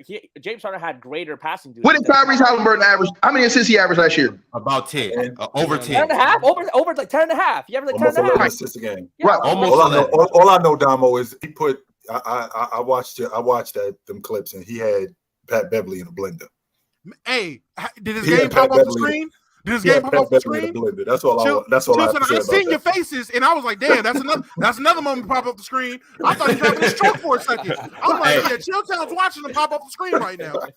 Hey, yo, you want to tell me the kid don't pop? All right. Hey, we gotta wrap it up though. We gotta wrap it up. But he's having a stroke. Like I can't wait to pop some popcorn and go watch some Tyrese Haliburton clips. Y'all said it's about 20 minutes. Hold on, Ron. Hold on. I got one last one for you. Hey, hold on. I got one last one for Ron. What's up? And the Rock said this. And Ron, I put this on every. Start this at the top of the show tomorrow. Hold on, I ain't even gonna go. No, hold on, Ron. I ain't even. You know what? I ain't gonna cuss. I put this on every effing thing I love. Jalen Brunson a better point guard than that nigga right now. He don't look it. He ain't been looking it. He definitely don't. He carried his team in the playoffs. He carried his team in the playoffs, did he not? He ain't been looking it. That's what he did carry NBA season, sucker. Remember I'm talking about the NBA season. What he do? Anyone who can deal with Julius Randle gets praise in my book. So there we go, Ron. So there goes some. And hey, we ain't even finished. There go 8 right there. Kyrie Irving. Ticket. Ticket. The thing about it is, Tyrese, I'm just giving the main thing that you're harping on is that these guys was all on winning teams, and I will give you that. No, they better. They're also better than him. Yeah, he said. Jalen Brunson. Hold on, right now. Hold on, Ron. If you ask around the league right now, they value Jalen Brunson more than they value Tyrese Haliburton right now. I don't think that's not cap. After this last season, they value Jalen Brunson more. That's a fact. After this next season, I don't think it's going to be a conversation, but I think it's okay. When he flop, I want you to come in here and stand on that too. When he flop, All right, and when Jalen Brunson has a bad season, I want you to come stand on yours too. Okay, we're gonna see. No, but he Hold has on, how much 2 is years Jalen Brunson out of his past season, Ron? Yo, that don't matter, Mars. 24. That matters, man. It's just Yeah. Jalen Brunson. Yeah, hold on. Jalen Brunson averaged 20, right? 24, I think. Yeah. Ron, put that in your pipe. Haliburton averaged 22 though. No, Haliburton averaged like. And what was the difference? We actually saw one dude playing in the postseason. We won't use injuries as an He played with 4 other people in a bench and a coach. Yeah, you know, it's not like hold on. Don't do that. Don't do that because y'all the ones that was overhyping the dude. Y'all were the ones that was overhyping the dude with big teeth that looked like he about to give a girl a hysterectomy, and the other dude running around here wearing snapback jeans, crossing his leg at the games named Miles Turner. Y'all was overhyping those 2 dudes. So don't say that when y'all was hyping up all those dudes that was on that team. So I don't want to. That's not no excuse. If he is everything you say he is, shouldn't he be able to do what Jalen Brunson did? Not. You put Haliburton on those Knicks team. I don't want to if you put him better. Hey, we'll see. Like I said, I got Indiana having a breakout season, so we'll see exactly what he's able to do with not the best roster, but a cool roster. Better than a blender. That's all I know. All right, y'all, but we got to go ahead and wrap it up. We're going to be here at the same time tomorrow, same place. We really had a Kylie's Haliburton show. Hold on, before you go off. Hey, one last thing before y'all go off. Hey, Ron, here's the last ether to you. Since you said something, nigga. And who's starting for Team USA? And who's looking better? Tell them, Mars. Tell them, Mars. Looking better? Haliburton is looking better. Ain't no with that. Haliburton is looking better than Brunson on Team USA. Why he come off the bench? Why he come off the bench? Why he come off the bench? Why he come off the bench? Haliburton looking better, man. Why he come off the bench? Why he come off the bench? Why he come off the bench? Fix your ass, man. Why you come off the bench? Maybe the better been the starting lineup. I don't know. Honestly, hey, Ron, I got you with that one, Ron. Why you come off the bench? He looking make it better. make sense. Yeah. Numbers better, efficiency better, look better. Everything And better. guess what, Ron? Ron, it will look better when you playing against the second string. He's spitting like, hey, Ron, he lightweight spitting though, for real. That's what I was trying to say earlier, Ron. Ain't you the same nigga that was hyping up Paulo coming off the bench playing second string center? Yo, hey, tomorrow. This me grabbing tickets. Hey, Damo, bring your hard hat tomorrow. We talking about the Detroit Pistons. Oh yeah, so, hey. oh yeah. That's my Y'all get ready. The Detroit representative, and I was pushing Jalen Duran agendas long. Don't worry about when we talking about the Lakers, Ox. Don't worry about this. Bring your ass to work. That's all. Yeah, I can't wait. Bring your ass to work. Same time tomorrow. Don't worry about when we talking about the Lakers.